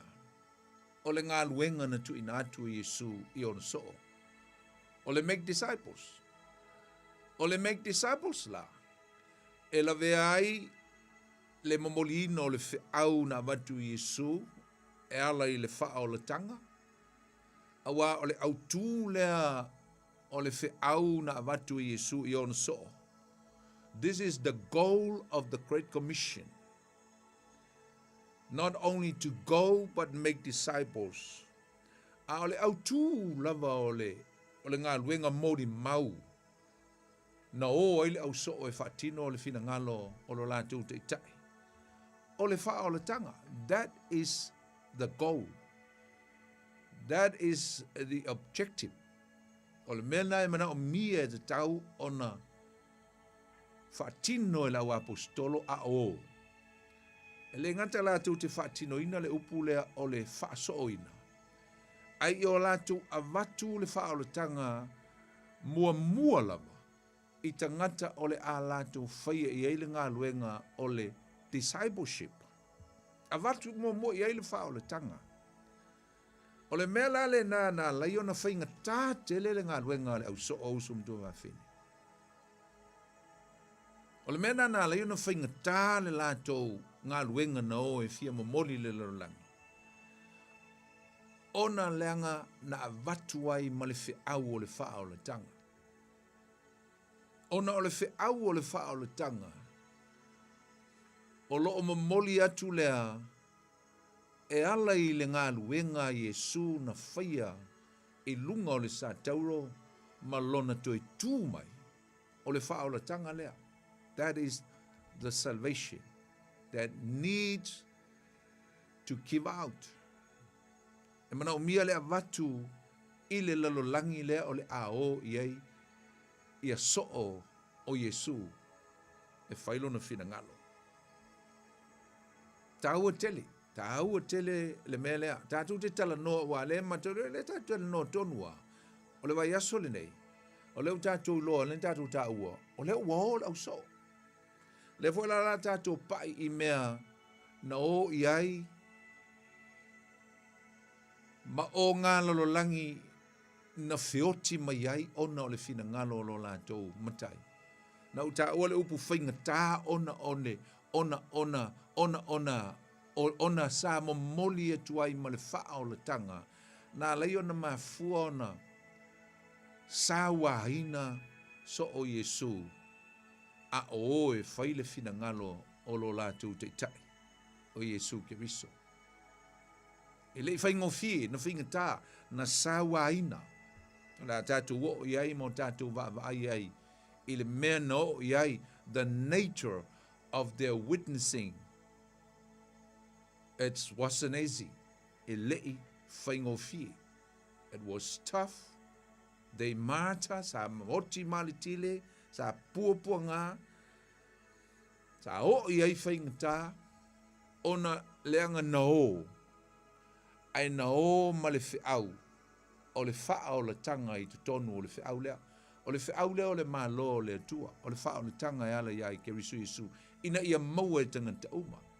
Ai sa iei fo le lātou ngā luenga, e le whaingo fie, na o lātou whaia, i tangata ina ua o mai tu tonu o le wha o le tanga. O le ale lātou ngā luenga na whai, e le whaingo fie, o le a oa oina e tusa, o le poloa inga Yesu. A maua mai tangata i tu tonu o le wha o le tanga, o le tau ngā luenga le whai. Papatiso ia i lātou le suafo le tamale alo ma le nganga pa ia. Ma ia o tau o. O le upula lea o le disciple. E tā ua tele. E tā ua tele mō i tātou le au Kerisiano. A wafo o le upu e sau mai tu tonu o le poloa inga lea Yesu na tu ina atu i ono so. Lea lava e o mai le teimil nei o lea lava e iai lona tāua. E le imaea lona tāua. Lengo lele i to e fio mai lava Yesu. I au to o atu mawhainu uma maso. Go and make disciple. Le upula disciple. Fie whaamalma maina ina ia manino ma ia. Whaingo fio no tātou muli. Ili tāhua tele o le polo inga silsili lea na avatu i so o Yesu. Le fo i o mea le taming a responsibility. It is our responsibility. Fo lele e liable tātou i le polo inga lea. Ili taimile nei. Leanga o lea tātou te ola. Ma o tātou, iai pei tu tonu o le kālesia ma le wha o le tanga a Yesu Keriso. Tātou lai ona na mta whaioi le whiau lea. O tātou o so o se ana wha so ina i tātou e nisi tangata. O le upu la o le disciple po le so. E sau mai le upu latina o le disciplina. O le disciplina o le winga. O se tamaititi. A onga. A learner. Ia po se tangata fu o ui ai taimi o lea o awina. So, not only a learner, but it's more like a student. O le tamaititi a onga. O lae a o awina. O ia. Ala fa mai Yesu ila o li ia wa uma o nei a o awina. Wa uma na fa so o ina Yesu o na so. Na fa mai leo Yesu. O e faile mea le nana au fai ia te outou. So e tai pei o se fili foile. It's like a chain. Wa umana so o atu Yesu le si vaanga o le fili. O atu so o atu. O atu isi so o atu ringa. E fa pe nale mamolina o le fe au o le tala le lei o le malo le tua. E fa so o atu le tala le lei ia i lātou oe o le a lātou maua fa solo ina le fe au lea. E umana fa so o isi. Fa so o isi. Na lana e maua le tala le lei e iai li tangata na fa so o ina oe. Pa pena uma le fe au na faia le au so o le au apostolo na o mo lātou faia le ngā luenga o le fa so o ina. Ai ei la malisi upu e te tau na o fa atasi lava ma le upu le o le disciple po le so. O le upu fa Britania o le discipline. O le discipline. E o mai fa atasi lava ma le upu le o le disciple. I le rute tasi o le upu le o le disciplina. E o mai fa atasi e ia upu i e lua. A le upu la le o le discipline. e sau mai fo i le o le upu le latina le o mon tatou taua. A o lona winga, o le koleni ina pe a o wina. To discipline o winga o se tangata e a o wina. A o wina lona o langa. O il tangata lea e a o wina lona o langa, o le students, o le learner, o le tangata lea e fau mai tu tonu o le faa o le tanga a Yesu. Tangata lea e fau mai tu tonu o le lotu. A learner. A o le ale mea tangata ua leva na iai o le lotu e fai tangata i e fau mai. O la tau e faia le discipline. E faia le a o oina. E isi winga tutua o le upu le discipline. O le rebuke. O le a oai. A oao. A oai. Sasa, isi teimi e sasa ai. Pe a whalong tal te mai titi aonga. Isi teimi na sasa e Yesu ia o na soo. Ia pola o apostolo. Ia o onga i le upu. Ele i sasa ine ni filifili e na ia rebuke ina. Whai atu ia petelu satani sau ia utua. That's a kind of discipline. It's more like a rebuking. Rebuking lo ringa. E teimi e tau whaingta ele tamai titi fau. Ia po le tangata i tonu le kalesia. Mana o mia le se i o le sasa le whaifi. Au e rebuke. O kengia. Ia e fuafua foi o kengia ele makua la iai. Au tangata la ua leva. Oe. O ina la sa sau i ele le sasa le whaifi. Au isa langa la e ele confidence. Ele manatu le whaifi. O tangata ua leva. Tangata ua matutua. Ai ei teimi e mana o mia ai ona a o ina pe a o ina foi tangata matutua. Langa i tangata matutua. Wa leva ona i ai matutua i te usanga wa leva na i te tonu le lotu. Ai pea ni pepe wha le nganga. Pea ngi learner. Pea ngi students fou. Ai sea wha li. Te i le whaifi au. Te i le upua le atua. A le tāua la o le ngā luenga le tātou te whai e pe ona a mata mai e le au so o Yesu ma le wa apostolo. O le mena e whai tātou. Tangata ua leva mama tutua tu tonu o le lotu. O le tātou mena e whai tangata ia fitu a mai tu tonu o le lotu. E le toi tutu lia tātou. But we discipline. Why? Because we are mature disciples. We are mature disciples. Fai pea ma fai atu ngai whapeltani langa o le tāua ia. Langa te loa ia. To tele tangata e whaalongolongo le tātou Port Klami. Foi le e manau mia le tau awatu ia i o sina whaperetania. Langa le ngalo ia tau le asona na mātou ngalo ia tau po le sunga le toina ia whaso o wa po o le sunga ia fitu mika. Ma te atu le lo lisi aso, lisi po, whaisi le watu. A soi fua ia, fo ile whai whiau sunga ia mika. O lo whateltali mai lalo se tasi o atali i tala vau. Whanau nei. E na sau ai i, pia e sau mai papakura. E na sau ai nei. E whateltali le teime o mai Port Klami. E whawhitai mai, o ngana e tau po ai le a fo ile, sunga le whawhinga ngan mātu i lalo le pona. E whawhitai mai ai le uso le atali i le Port Klami. Ma whai mai lan tala. E nanu mai lan tala. Ai mau pe ana va pe e malama lama o mai me o mod Port Klami.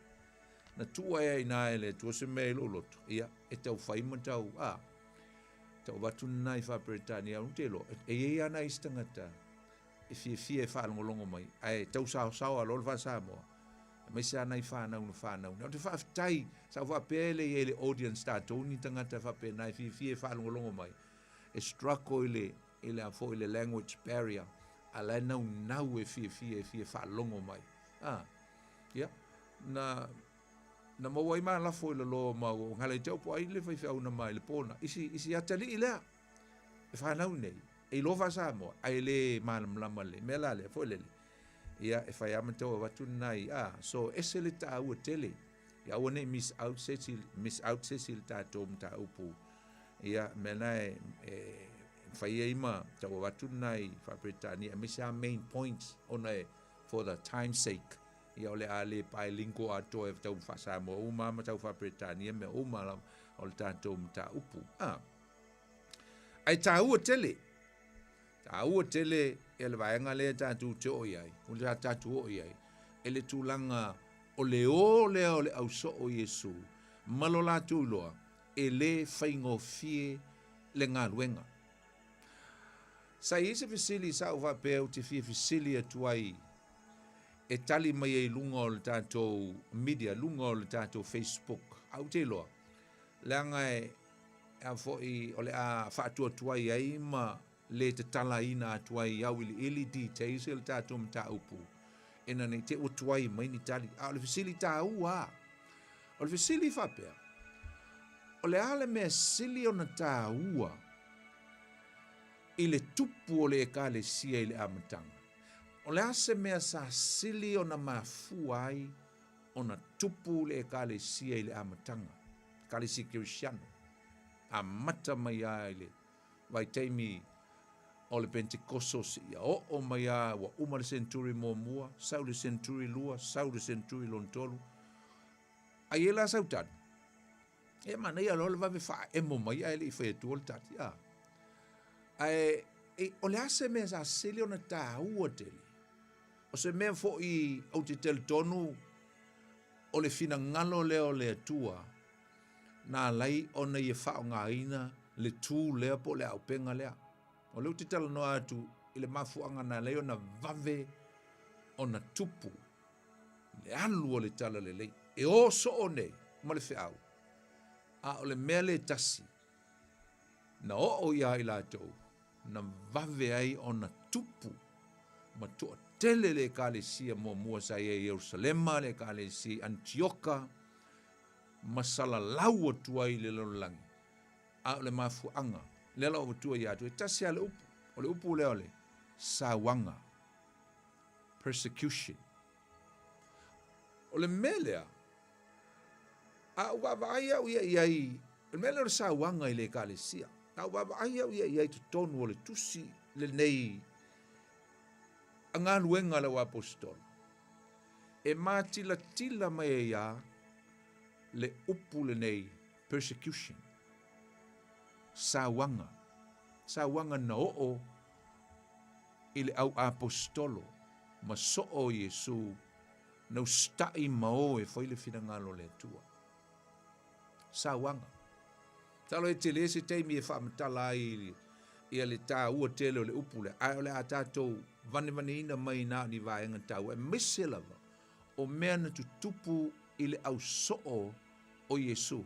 E mese ala wa apostolo e to sumal to lua. Ina ua o lātou wō e whaile whira ngalo le tua. Ai na matua sawa ina lava. Na matua I sawa ina lava I lātou I le fina ngalo le tua. Na uma foi la ia leo lau apostolo. Ai so o tua ia I le senaturi lona lua ina ua feoti uma. Wa le senaturi mua na feoti uma ia le au so o Yesu. Le au apostolo. Le au apostolo. Le to o se fulu ma le to o lua. Sui ei matatia I le o yuta le whaalata.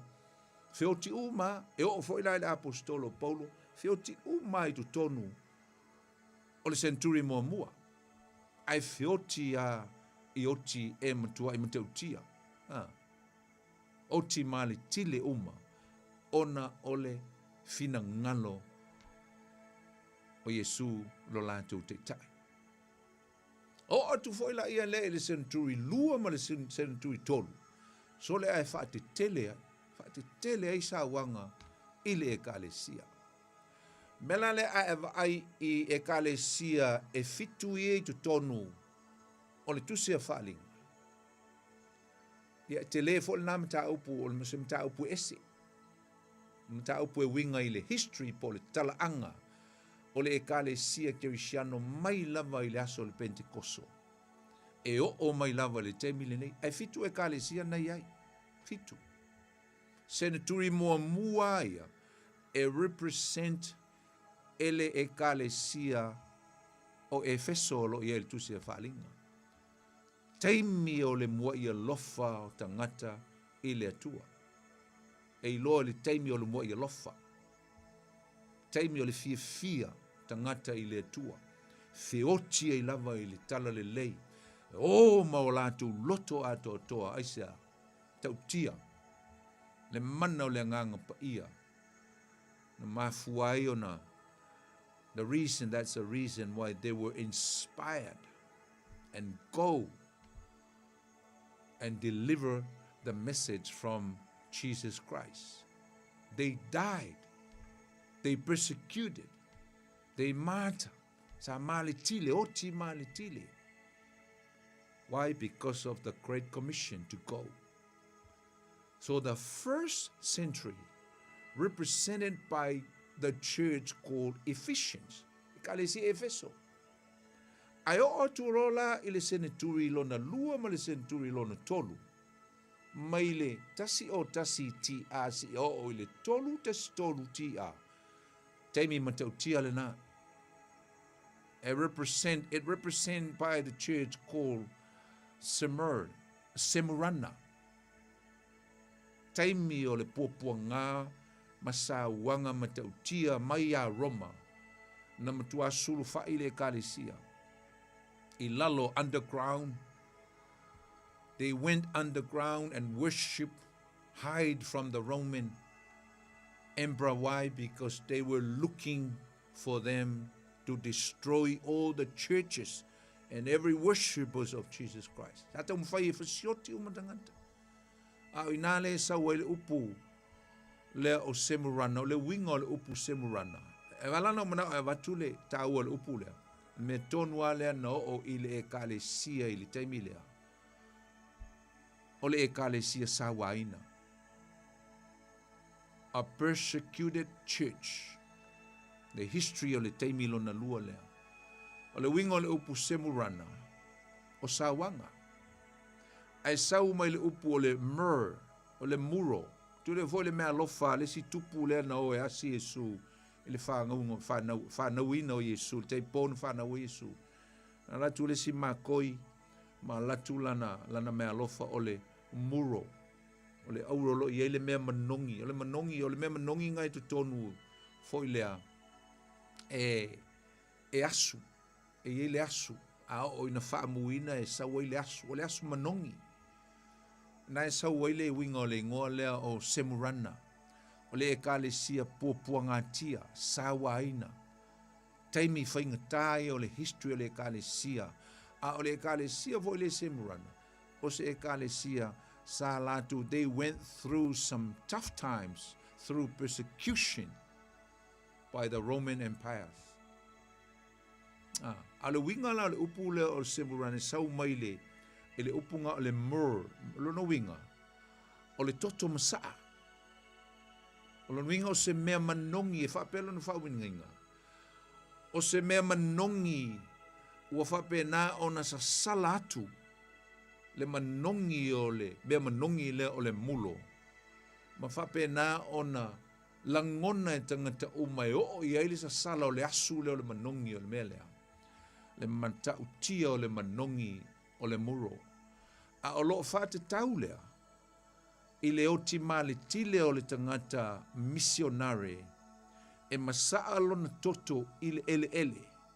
Ai avea le toto o le missionare po o le tangata ua oti male tile ona o le finangalo le tua, ua pei o se mea manongi, i tangata o le sosaiete i le mea lea na oti e le tangata mo Yesu, oti male tile. So se mea masaa ai se toto o se missionare po o se tangata ile ele ona o le finangalo le atua. E pei o se mea manongi. Whapea tangata o ia woki. Ngalo lola ia lea. E ngalo le va ai al tangata. A o le sila le atua. O le oti o le missionare lea. O le angalue ai le nganga pa ia o le atua i le tala le lei. Ma mafuai ona o mai tangata o le community po le society po le ailea. La tau te taliaina mo la tau receiving o le wha o le tanga a Iesu Keriso. Loringa le masaa fua se toto se tangata misionare po se tangata e maliu e oti ono Iesu malantala le. E masaa ai manongi le toto lea e whai o se mea. It's like a good smell aroma for the community. Ai sa leo masaa le toto le tangata maltili. Tele Samoa no i Papua New Guinea. Whapea ai longa e ese tā ua o le nā wha missionare no mai ei le to tele o te wha longo i ei tala ma le history no mai ei tangata. Whiotia i nā le te o tele o tātou tua. E alu la i Papua New Guinea e te o i ei lea tunu. E te lo le tala tangata Papua. O le toto o tou tua. Ia na mato o ia po le fa le 5,000 taluai ma le sunga le ia lui pon fasio ia ma isi fai au na mato o to 5 mato to ono e mato o malanga asiasi me o lo ia tunga mau o tangata Samoa tusi ai ngo tangata Samoa a le mo le mau le tangata Papua New Guinea le toto to tangata wa vai e falsai e wa vai e to tele o tangata o li liu i le atua ona isa le manongi o le toto le le manongi vo manongi le anga le toto wa o pe on tato manatu ai a le manongi le lei o le toto o le tangata uoti ona o le finangalo le atua mena fai mai ai le falinga sumal fa pu sumal tolu o fa longo le leo mai le langi o fa pe mai amu ia o e oti o i leli awa o tou ngā luenga ti ngā your severe works and deeds ngā luenga ti ngā mawhatia sa ho o iei o tou fa mai e muli mai. Your painful deeds, your severe, painful works and labor will follow you in that day. Ile asole. E muli mai. Ena faso solo to ile o isi e kalesia o le history a me uma na e sau e kalesia ngai fitu o le history. O le e kalesia Cristiano e o mai lava il centuri ngi tatu e male centuri lusfulu o lusful tasi anga ilumana e kale si la tkaya na mulmuri ya spirit now le te milenei tele o Cristiano ua ola mafana fana ono le mate tia o sawanga ele ngato sawanga a le tele o faso songa matof to fonga ma me su malio le lalolangi le ata tu te fafsanga ai le leila la tu va tu foi la lesi ofisili ma le la otalia tu lesi ofisili tu va ale si foi la ofisili na tu e fai atu da mo foi tango tu va tu tali mo o ai le otimali tile mo lava o le Christian. Who was the first martyr of Christianity? O ai na mo ia tonu e te o e fa pe mai o Stefano. Alela o fai atu ele o Stefano. Jesus Christ himself. O Yesu Keriso o ia le o leoti ma le tile mua o ia le na masalo na toto tanta mua le na masalo na toto for the sake of his kingdom. Ona o le tala le lei, ona o le faa o le tanga. Yesu Keriso o ia le na mua oti fai ele faa te inga il me tau ona iai i tātou ia mauna so me tau o le lei o se fefe le se palai. So Jesus himself was the first martyr, that he set a good example for us so that we can go with boldness and courageous and faithfulness in faith And let's go and make disciples through persecution. Ui pupuanga mawhaingata. A oaila le malitile lo na lua. O Stefano. O Stefano o le tangata mua lava lea ese mai a Yesu. Na oti malitile. Ile tausanga ti a tolu tolu. So Stephen was the first martyr of Christianity faith through persecution, because he preached, he proclaimed the gospel of Jesus Christ on the street, and he was stoned to death. Stefano. Aiele, ai fi faitawina ngā luenga fitu fai ue lima fa o leono se fulu na ele tala. Mai ona tui na atu lo na nganga. Ai sa o tinga ina wa fiengi fo le ulu se Stefano. Tau ai ngā ala tu ai Saulo. Nea wai ngoia Paulo ina wa wala au e so. Na tu ngai ka fio fo ina Paulo.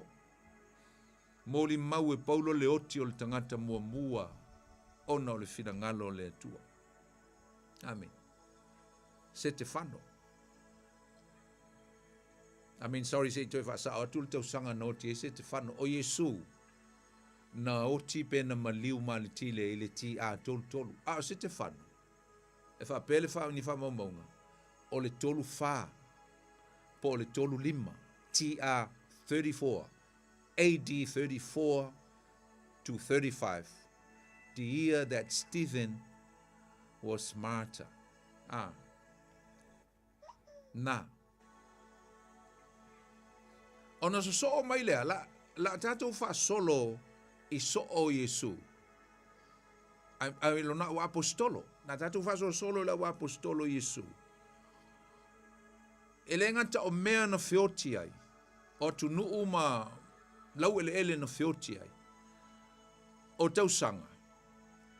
Ala tatu fa solo le fa solonga o tausanga.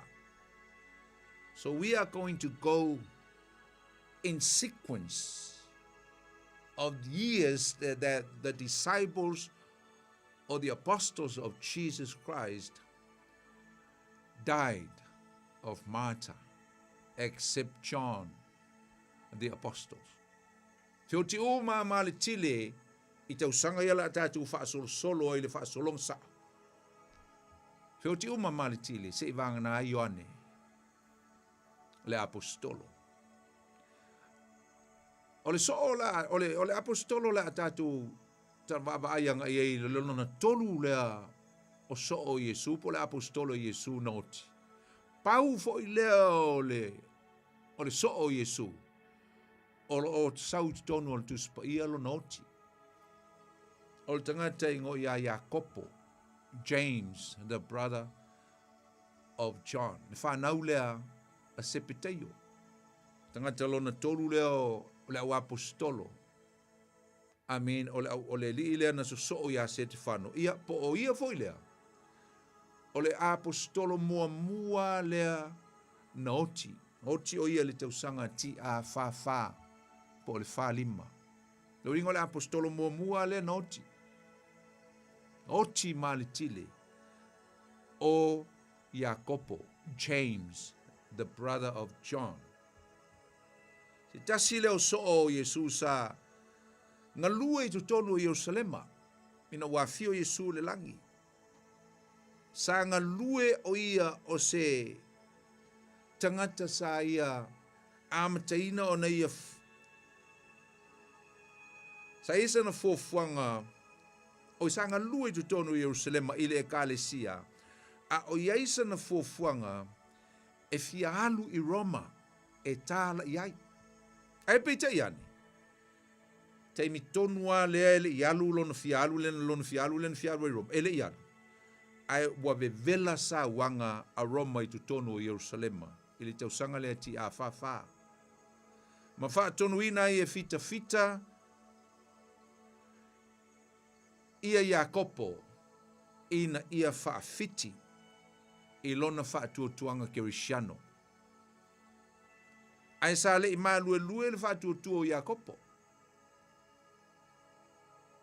Ele i maa lue. So James' faith was stabilized, never wavered, because he was told to stop witnessing Jesus and give up on his faith in Jesus Christ.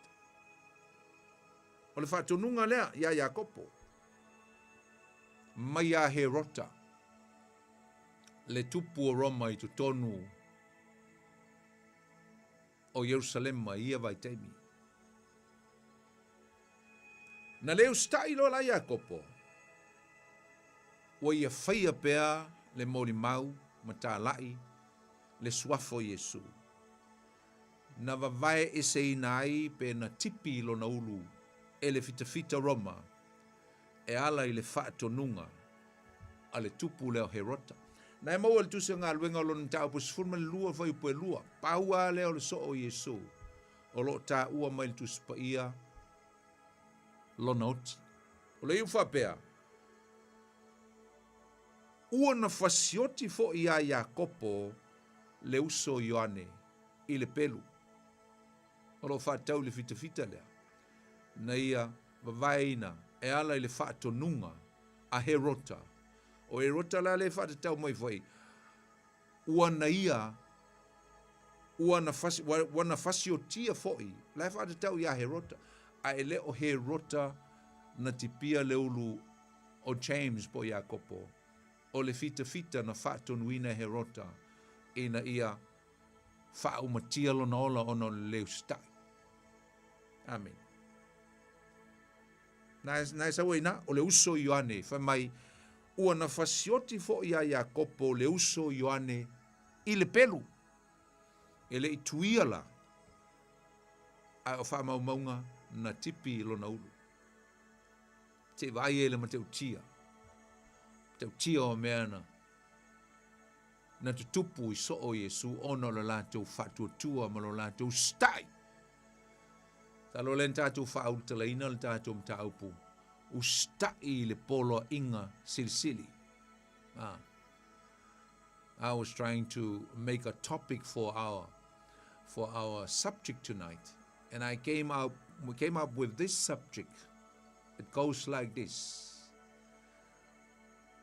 Obedience in the commission of Jesus Christ. Ustai ile polo inga. Obedience in the great commission of Jesus Christ. Ustai faithful. Fa maoni ma ustai e o e faile ngā luenga. Le fina ngalo o Yesu Keriso. Olea, o e tala. E tau atu. O e whaso. Mena le tupu tonu al teimil nei. Teimil nei o le tausanga. O nei au apostolo e tusa ma meo tuina e le nganga I tonu o lātou loto. E o iai. O lanu inga la, o Iakopo. Na o tia o ie I tu tonu o Jerusalema. Ele I alu, ele mea na nau e alu iai e tālai Roma. Tātou so o mai lea I lesi so o Yesu e ngoi a Filipo. No ringa la o ia lea na lona lua o so o Yesu na oti. O ti fo I oti malitile le tausanga ti a lima wha. Ti a lima wha. Le tātou te wha solo I tausanga na fioti ai lau apostolo. Amen. O Filipo, sa ngai o iei Afrika I matu. Ai whaai umai iei Asia la ititi. Mai na Asia. Le iei e kalesia I o Laotikaia, o Efeso, le iei e kalesia I o Perekamo. Melna e tau o Asia la ititi. Le nganta fo lea o Turkey. Whaai umai iei nale ngā luenga Filipo. Ai e whaamamunga e whapea. Sa whaalili wina le kovana. Le ava le kovana sai. Kovana Roma. Sa iei tu tonu le ailea. Na li liu ma whaolaina ia pena suia fo'i leo langa o le ava ale kovana I tutonu o le aile cheki. Mana matua haita ai le kovana ia Filipo. Ona wali liu lana ava I le onga ia Paul Tertonunga fa Kirishano. Sa matua I lili vau le kovana I le hita ia Filipo. Na mafua I leo na vavao le kovana lea. Vavao atu Filipo. Aua fo ine itoe whaiala ngā luenga lea. Aua ne itoe tautala I le suaf. Aua ne itoe taua suafo Yesu I lunga le awala. Ai peta iani. Sa le mawhai ona vavao ina. Le nau o lea fo iso. Na mafuai ona pueina. O ia. Whaalongola le mea na tupu ia Filipo. Na sasa I la au. Ai whai uai I le wha sa tauro o ia I le la au. E tusa ma le wha tonunga a le kovana. E mataulia wha o Filipo lea I le fo ina whaila na fesili. Wa ele o ti teilu mamai mata o mamai mea na whai nai ni so o teimi na lato mafuta e mai Yesu. Ai e le fesili el tangata ne o Filipo le na whai whaatasi a ma le fesili a tō masi I le tusi a Ioannes fulfaa. Ana e le whai upo e waru. O ina e pe tau I loa mai ei fo I le nā tua o tangata ne o Filipo. Tangata ne o Filipo e ngafa ma le tua mea tau servanthood side of their fellowship. Ngafa mea tau mea ai. Fesili atua Yesu ia Filipo ia e maisi o li la tau te. Hole, ingi mea ai e whanga, ikanga e whanongolongo. Ia, tangata lea o Filipo. E ngafa ma le tū le na. Ai, ile aso na oso, le fesili vo e Filipo e peo Tomasi. Ile mta upu lava na mta upu sufa. Le fesili e Filipo. Le linge, se fai lo maili tamaya e mātou. O na ngata I lo leo mātou manao. Ai pe e tau oso atu se o tengi a Yesu, ia po se rebuke lai titi o mai, Filipo e!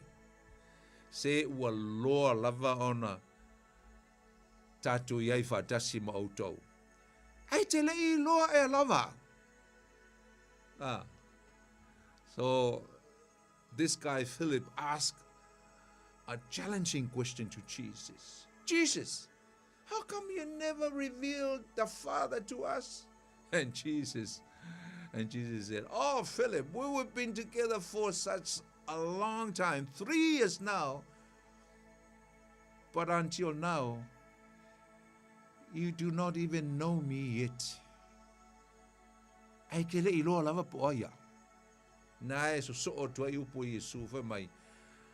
A e iloa, wa e iloa fo il tama, a wa tasi lava I ma ua malau tama. Amen. Lena. So le lau nau le tangata o Filipo e whaile fina ngalo o lona tupu, o lona alii, ma lona whaola.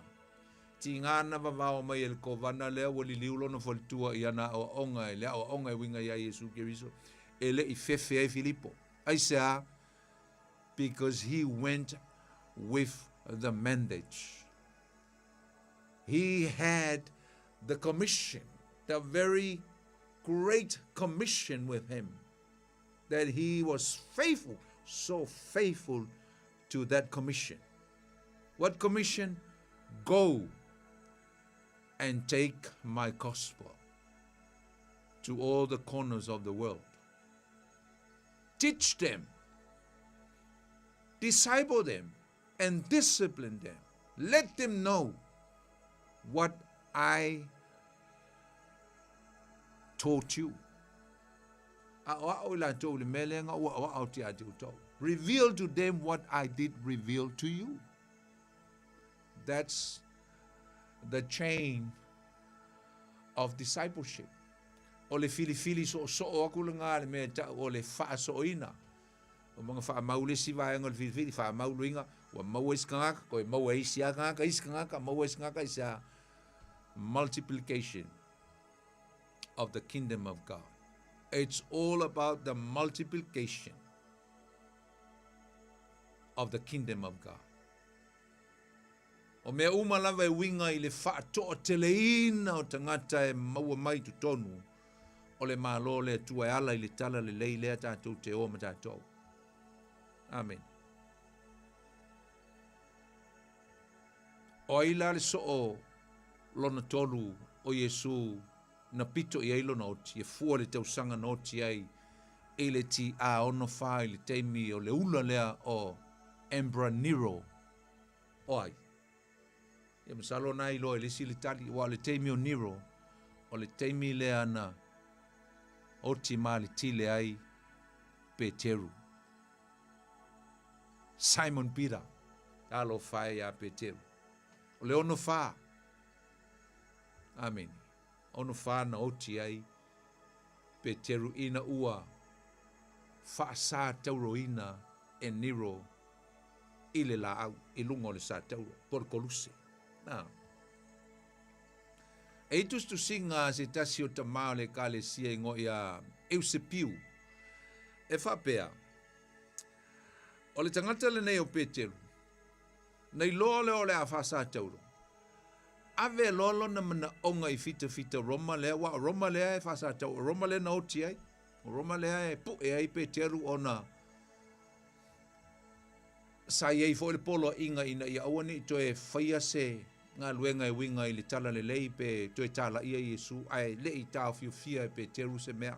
So Peter did not even listen to the instruction of stopping, cease the proclamation of the name of Jesus Christ. Walav awangi koe whaia, ele ifsta i e Peter. Warn, ai whai lava. Koe warn, ai toe whai lava. Wha toru loa, pu e loa Peteru, a watu loa. Au sa uni la fita e wha sa tauro Peteru. Ai whai ele mana onga le tangata leo Peteru. Wha maunga ia le tangata leo Yesepiu. E whapea, na talo sanga atu Peteru i fita Roma. Wha mole.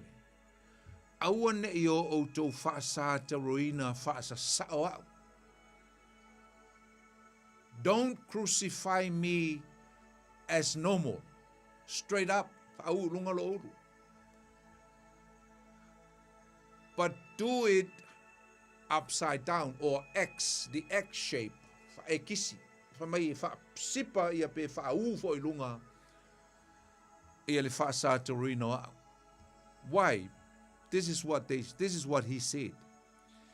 Because I am not worthy to be crucified the same way as my Lord Jesus Christ. O te le mana o e whaasa tauloa au e pei o na whaasa tauroina ia Yesu. E le ta tau ia tau. E le ai se winga e mafuai. I am not worthy. Awane i whaia le nā mea langa. E le tala whea ngai ia tau ua nā o se soo. Wana o se tangata au auna o na whaasātauroina au e pei o na whaasātauro Yesu i lunga o lona sātauro. O le mea lea, whaapea u lunga. Crucify me upside down. I am willing to do that for the sake of my Lord. Ia o le mea lava na no o ia Peteru. Na whaasa tauro, whaau i lunga, ia vai o Peteru. Amen. E nisi whaamaunga whapea na uma, o na tipi leo lulu, o Peteru. Au te leo whaamaunia le nā. O le mea mkau kia le mea ngwhai, ia Peteru, a o lona mana onga. O lona oti, ina ia tau o tuai. Lona fa'a alo, he's respectful of his Lord. Sacrifice me upside down, because I am not worthy. E matau lia fo o Yesu, sa ia valo ia ina le oti matanga o Peteru. Neng tatu ta'u e le lua e Peteru vas te luai. Nali tu se Ioane im ta'u pe lusu maltasi. Tango e fai tauru fai upo e sfulu mal valu. Marisful maliva. Na fai atu e Yesu ia Peteru. Taro se o fai tauina lango le maa neia i o upua. Ioane lusu maltasi. mai sa uni o le mele la o ia te oe, e o mai tangata e ave oi le mea te le loto iai, lu sumal tasi, sumal valu, e o le lua se fulu, e moni o te whai atu ia te oe, le whai a Petelu, ua e fusi oe ina ua e tau le lea, whamai Yesu, ngai ke sao loko le kaimi ngei, ngai pule o le mea te whai iai, te whai ia, whamai ma e whea lua i le mea na e loto iai, pe a e lai titi le na. Ai pe a e toe ina, e te wha loa loa o lima. Means, o le winga o le upunga wha loa loa o lima, whamai Yesu, o le a wha loa loa o lima. Le winga o le a wha sa tauro oe. Na a wha loa loa o lima, e fusia foi i a te oe, e se tangata, e se tangata, e se tasi. Another person will bind you and you will stretch your hands. And that stands for crucifixion, for crucifying on the cross. E ave fo'i at oe i le mea e te le loto iai. So Jesus prophesied the ending of the life of one of his dearest disciples, Peter, Simon Peter. Te rao whai taua me nei ma o mama, pea ni mea nga au iai, pea ni mea na tutupua na nafi, pea au whai taua ma o mama whaulo loto i mea ia na tupu iso o Yesu. E mamoli ma Yesu whi au lata, e ma mao le teimi tutupu i nei mea. Ai wha lata ina i aita atou e se so tanga wāwala lata pe a whai e te iloa. Man, le tā ua tele, o le meo le wha so o ina. O le wha so o ina lea le na whai e Yesu i ono so. Lea lava e o mea le te mil nei, lea lava e tātou te lata i a Petelu.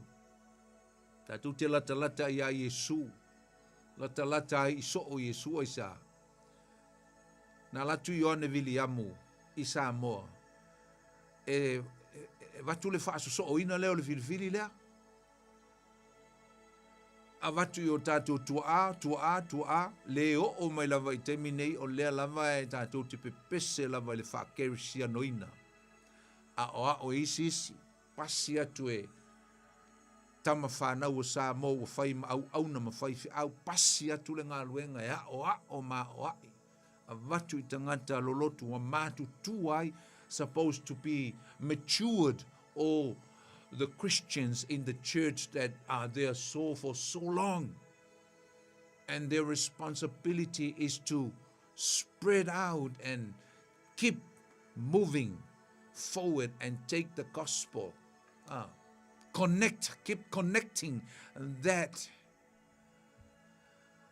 chain of discipleship. Le fili lea o le whaasoina. Whaasoa tu pea isi au ngā tupulanga, mai se tangata ola i le pōngi sā o le lalangi. Mawhau whau ia Peteru au sāu au whaitau aka. E o tia e mo lou loto, e mo momo e lou loto. E tu sole mana onga o le tangata neo Peteru. Le tangata na whaafiti whaatolu ia Yesu. Le tangata e kauoso vale isi taimi. Le tangata e whamai awar furu nga o wae furu uma o lima mo wae mo furu uma lo kingo. It's greedy sometimes, poor Peter. Man. And ave Yesu le key. But Jesus present the key of his kingdom on earth. Ave le key ia Peteru e a matai le ngā ruenga whatalai. E a matai le kalesia e lunga o le whunga ele nei le langi ngi tātou te. E matau tia tangatangi o Peter. Tau tia Peteru.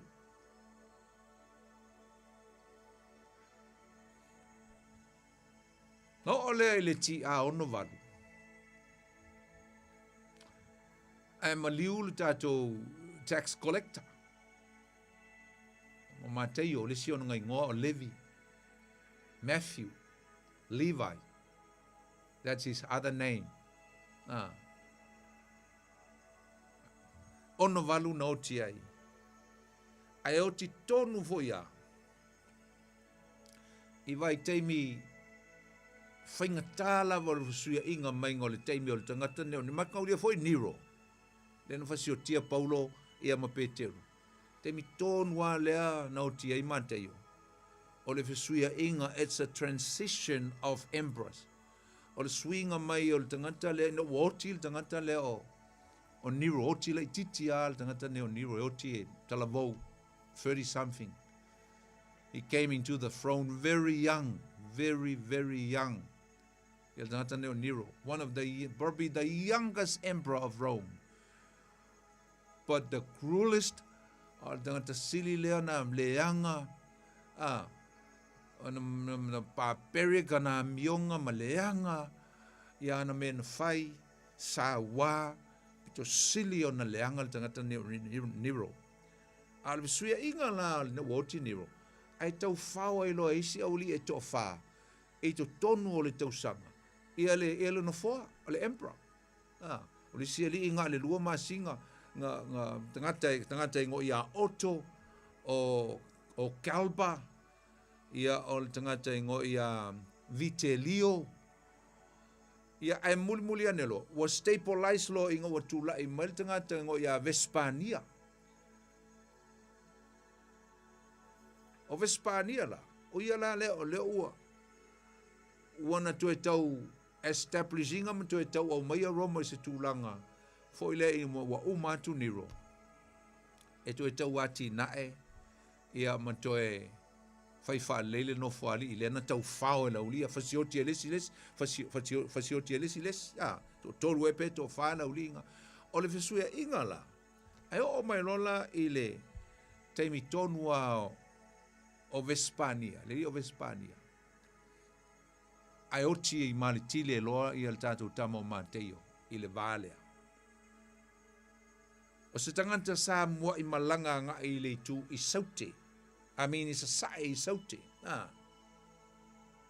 Ilana malanga.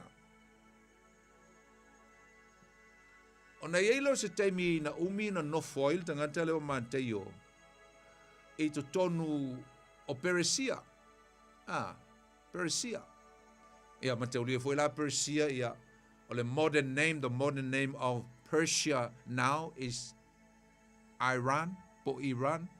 Lenga pomue el kako ko inga lena pomo Amerika tala tuan po ya i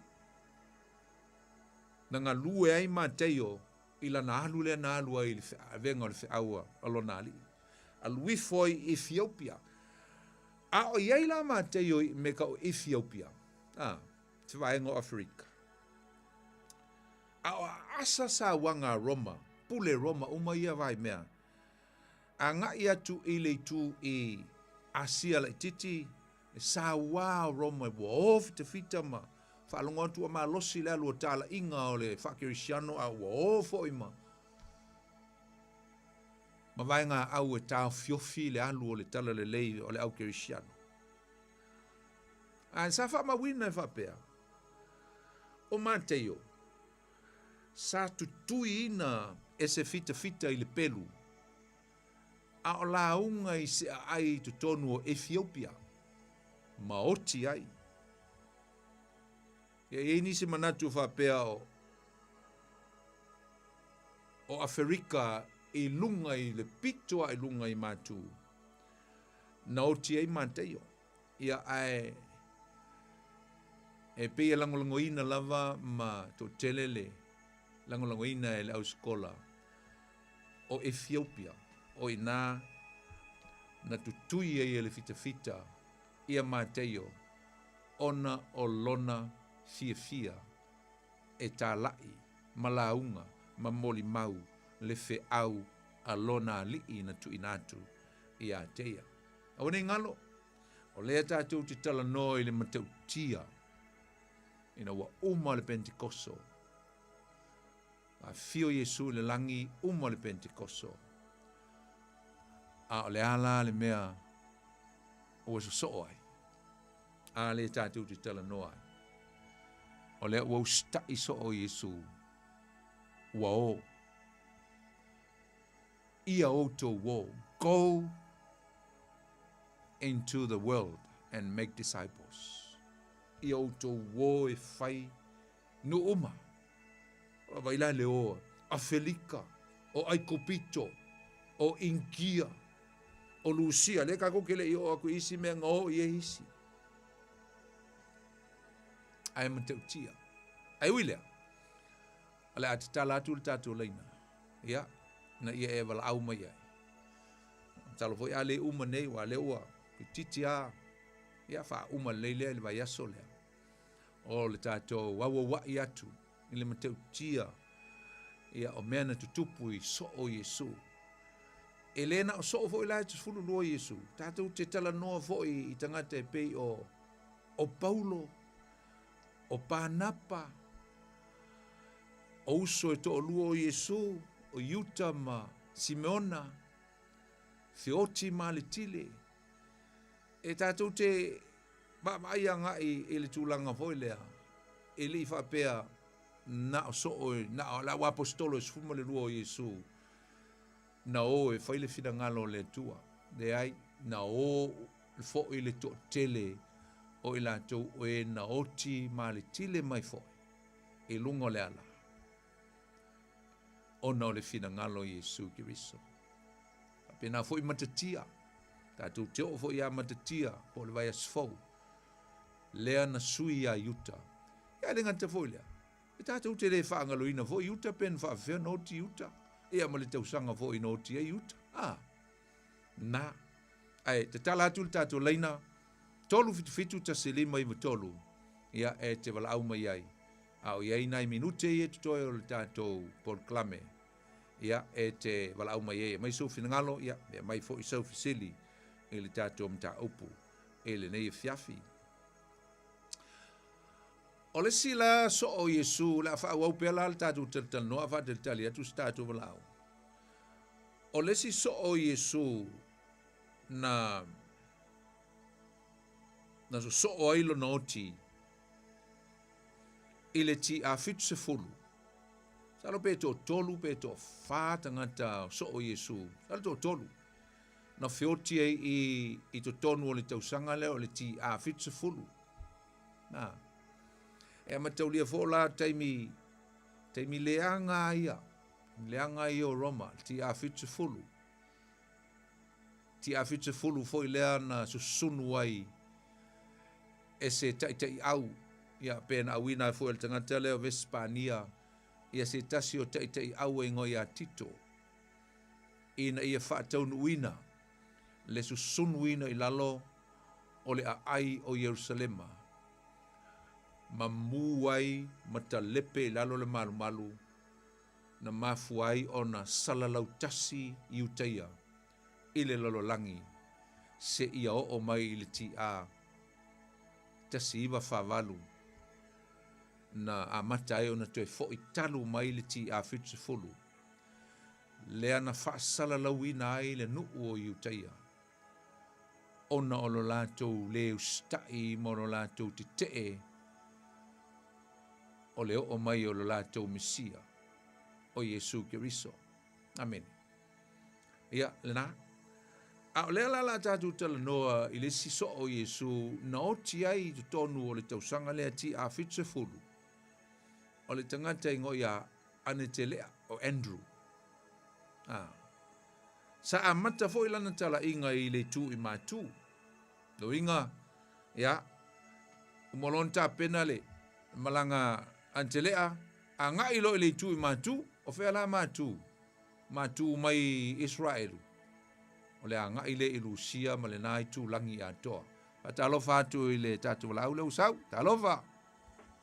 Ma lo la val soi fo maua le usunga fa fengai. Talofa o ile sau noa? O tui. Talofa tui? Ia, sau noa mai au mola au noa. E koru ngai, vai ngai e ka ke fia kalangoa kuai. Ia. whaopopo fo I saunga lau sunga ni vaenga se lua. Whakasela ma le vaenga mulu ki pia whawhisiri ai. Ia. O le mea mua o le mea o le comparison leanga e saungo I ai. E whakakau le oki o Peteru.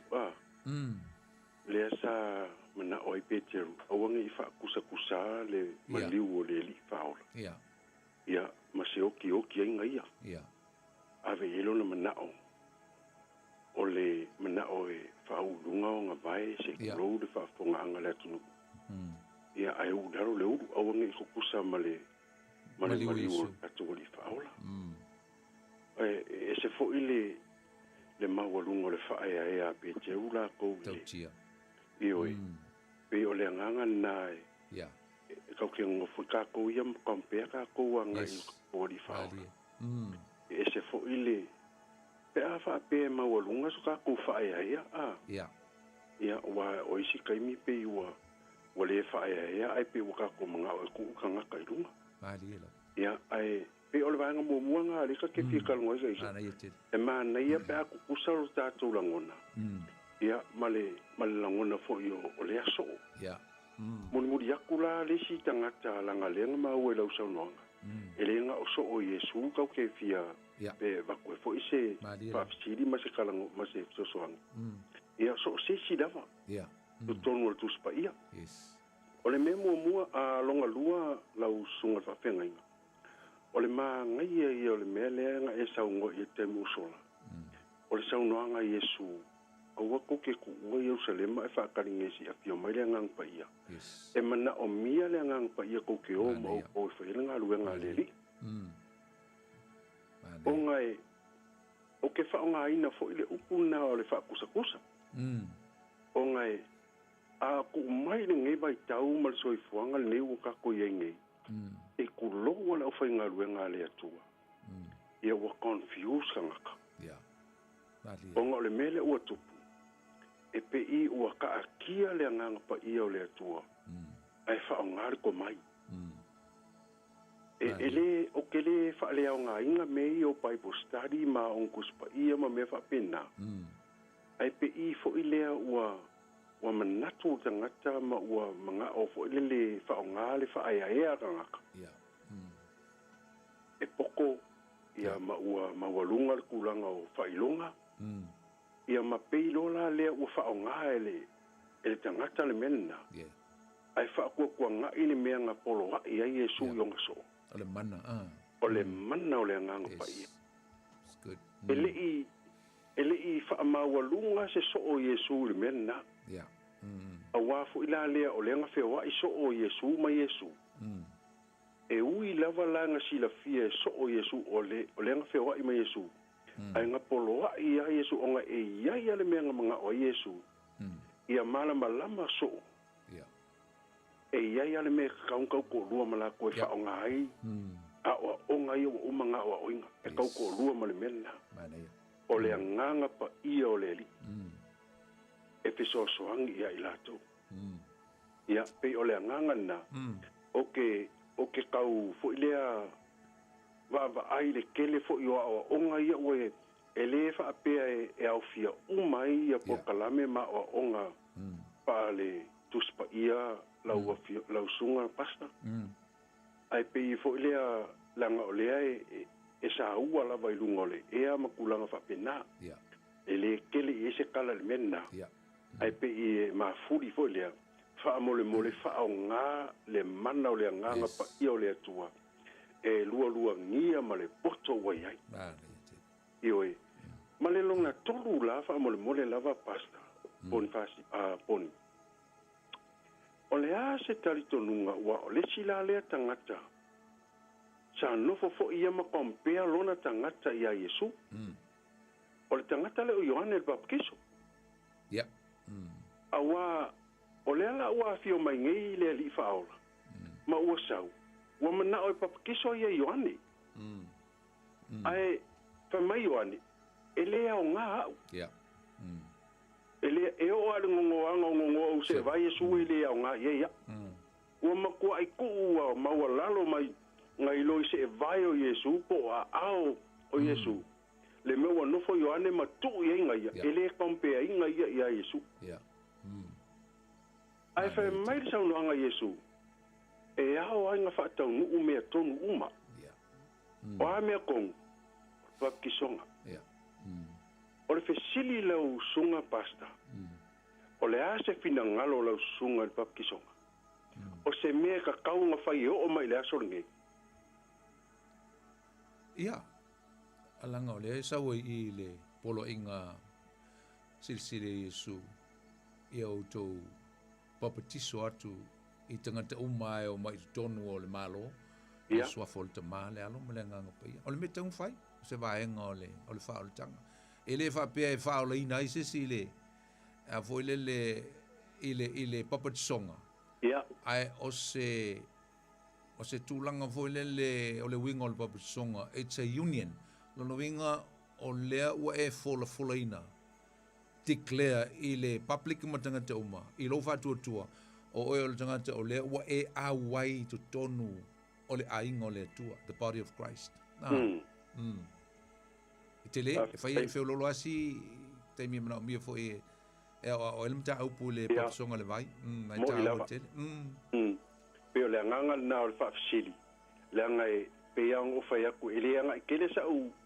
utala I nisi fo I o onga ia ai pe o le me popo e ai te ofi ia ina ne I fa se inga I le langona si o kako wa ku I le mea ka kau nga fai fa tau nu pe o la Yesu e ao lava nga fa tau nu me tonu uma le fo la nga lenga ma fu ngo fa fasili aku I lo sunga le fa fenga ia o le fu a mai so fina ngalo o ke au ai fo na atui ia e amo e fangalo pe ia isi na isi por kalame po nisi uso fo le ta sau pelo fina ngalo ta tum ta o fa tu sa fo nisi por kalame na nisi uso fa fo se tu atu le no na isi va nga ia fa de tali lungo ta le na ma na ia tele lo fina ngalo tui ai fa mo o la ese klemi o la sa ngo mai fo I mai fa koska ko por kalame tu langa le ile pap songa ia ma na ia le lei ai mo ia lava le fiafi ia fa penga fo ila suma fa penga ia fa se fo ia fa talo fa tu lista fo la talof avoni talof leo oi ia oi le sa no fa mai va mon oi ako po oi pe que ngase ali che yo le mo va fulu ia fa tete ia sa no mai ale la uma tai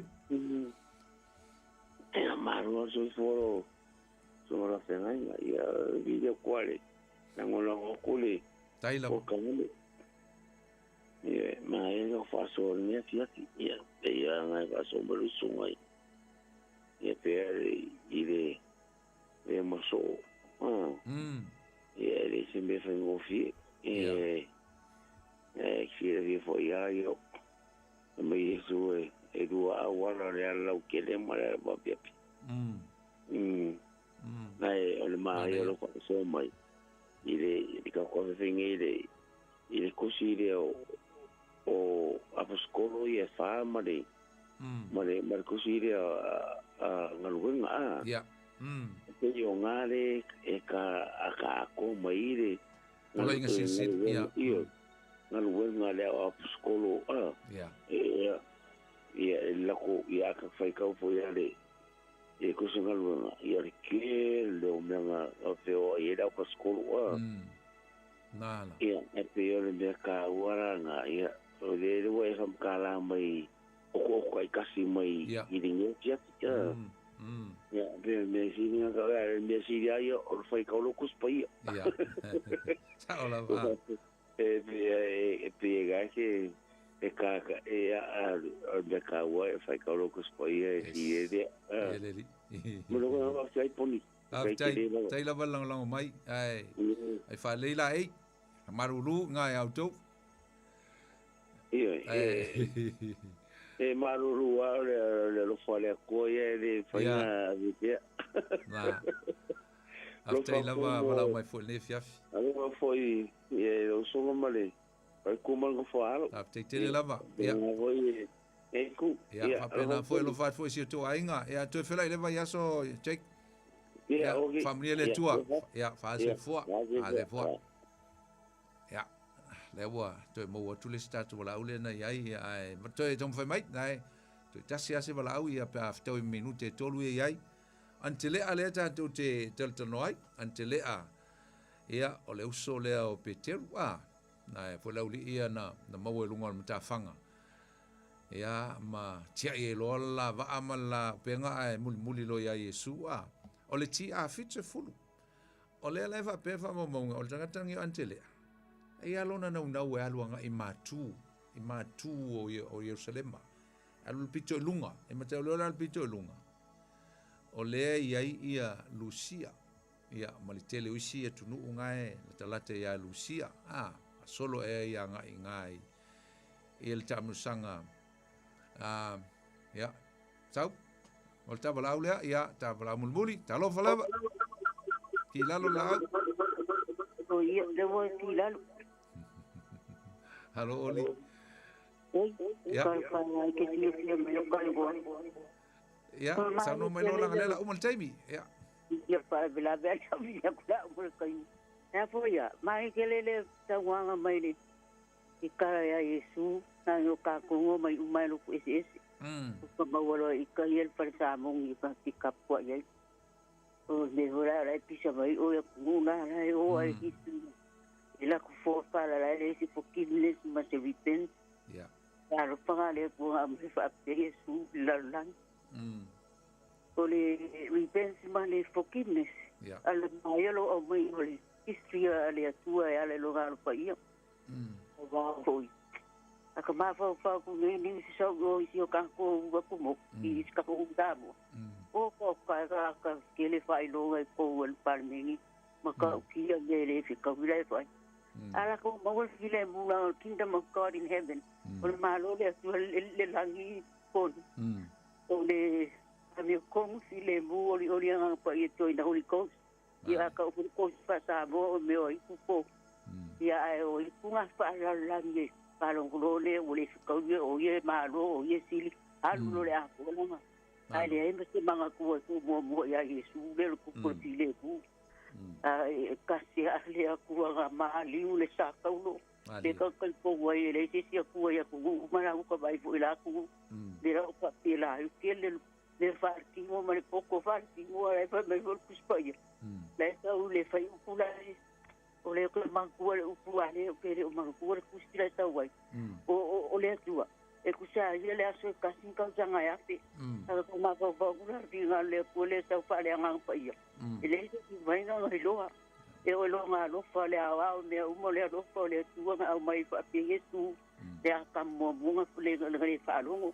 ya ese le lo fale tu fa mai ma lunga lo ko lo ke ta voi ta ku spa ia me fa yu punga ya le la ka fa ya ku iska ka mo ka le lo pe fa pe ko le ha lo ka ya ka ya pe ko le ya wa ki le ko ke le wa fruit pa ta bo wa kile ke la ula agu ko so se ku ko so se de saka ya e ka ki kara e ka ki ma ka ke le te te panga o se ya ka ma ko pa le ma ka ki o le alo le tua e te ele me foi o fa pe o ke le pa pia bio ko pe pa pia poco a ke ka li o la Yesu ki va yo sa paulo ele ye ke o ngai o so la foi fa mai sa wa a mu ye le va ai ka ko mai pe me o ni ka po ale no peo ai ma Filipo ana Tanielu ang so uma ai ke si nga wa pa ko pasia pa so Yesu oli ya fa uma mai lolo fina ngalo mana ya ai langa le uma ta temi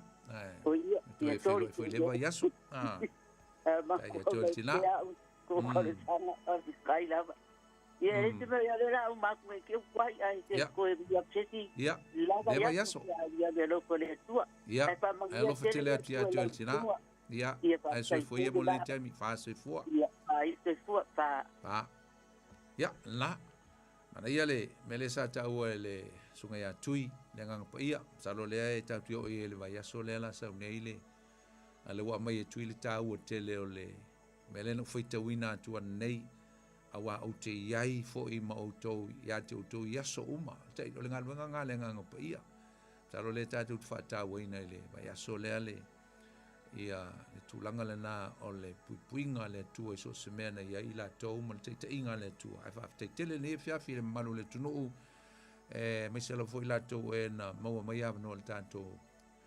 leina ia whamalo fo i le ia malu o Samoa e le tātou maftanga le nei po whai tātou se te talo le tua mātou vi ia lava oe ia vi ia lava lo swafa e whavau o lava fionga ia mātou te nau iai e le soa susu e le suia whanga i o mātou nganga whamtala mai e lo nganga iai mātou me uma e manu iai mātou ale lo upu whamlia i au tangata le nei po me se fo le nei vai aso whianga i e matiu te mga luenga se fo i o whai ungoa o ngana e mātou whanau ia whamlia le nei au nanga le Radio Samoa lau whenga luenga mal pulenga ia whamlia fo i nei po lau whenga luenga le fo i lunga o tele e pui mātou maua se po manuia i a peo Iesu nā le mātou te talo wala atu i lo mātou li o Iesu Keriso amene ia o le tātou polklame fona le neva iaso usong tua whawhine e le whamoe moe la tātou to e whtapai fo i le vai asfou le tātou polklame tu leo penga le loto i le asong fua o le vai asfou pe a tātou au lia atu e le ola male malosi ia e mo le nei teimi o la auto au na nei poni fonati fa so i fuia mo nei teimi. God bless.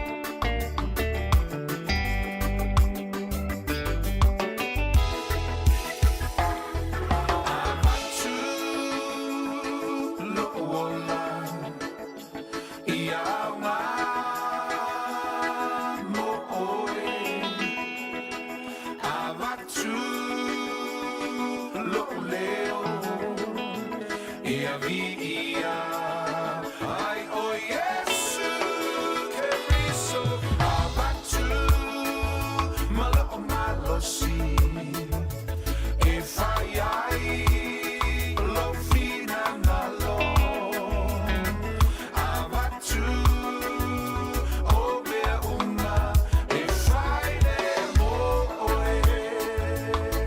Yes, give it all, give it all. I give you my life to use for you.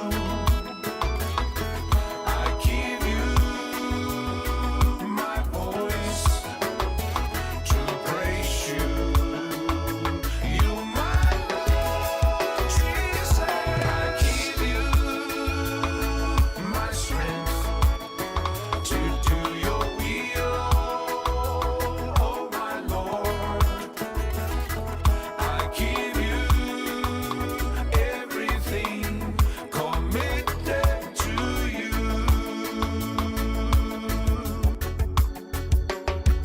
I give you everything committed to you.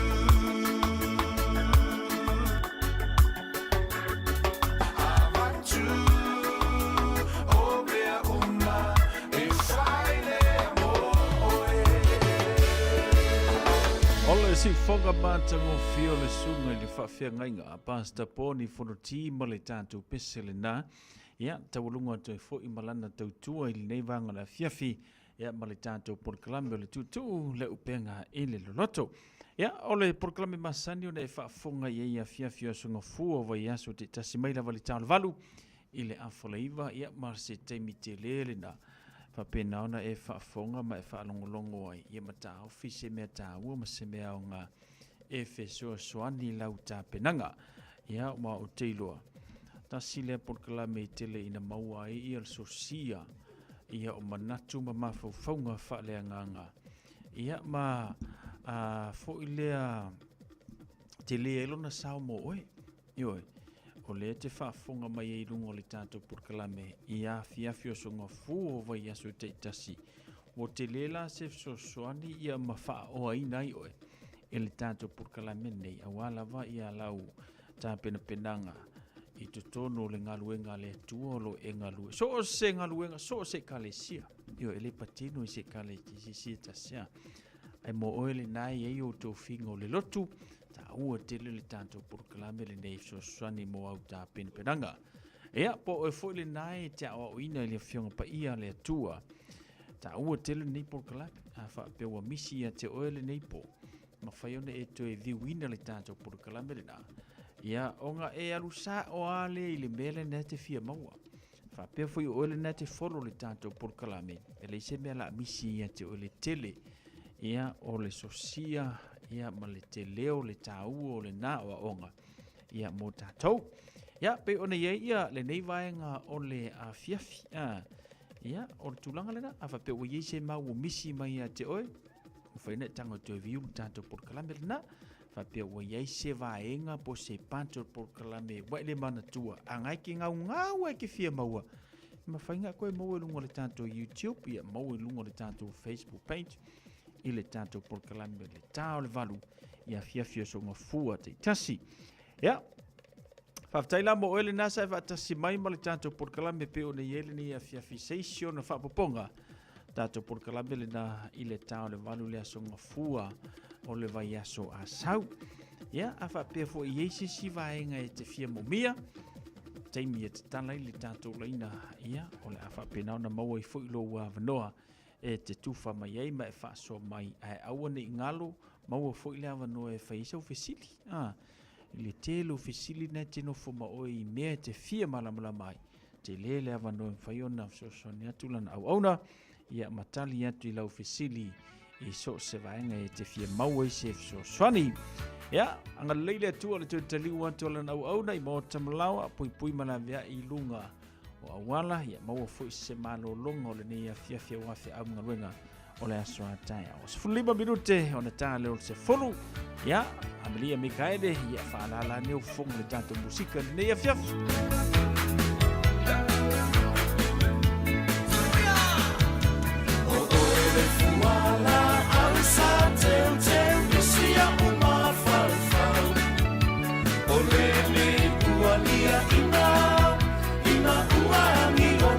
e lau.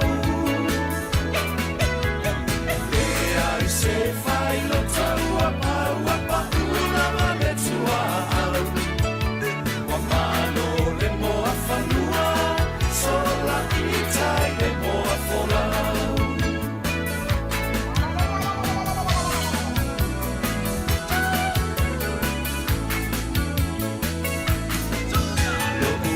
Sa tu tala noa sa fa amoe moe atu I fonga noa. Ole e ua le roa, usu e wo wo foa.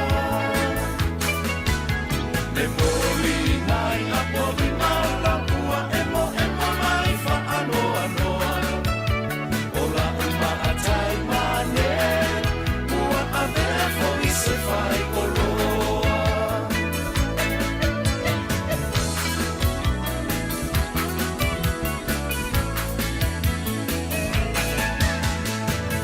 Tangi e uangi ua lola ua pea ua le sami.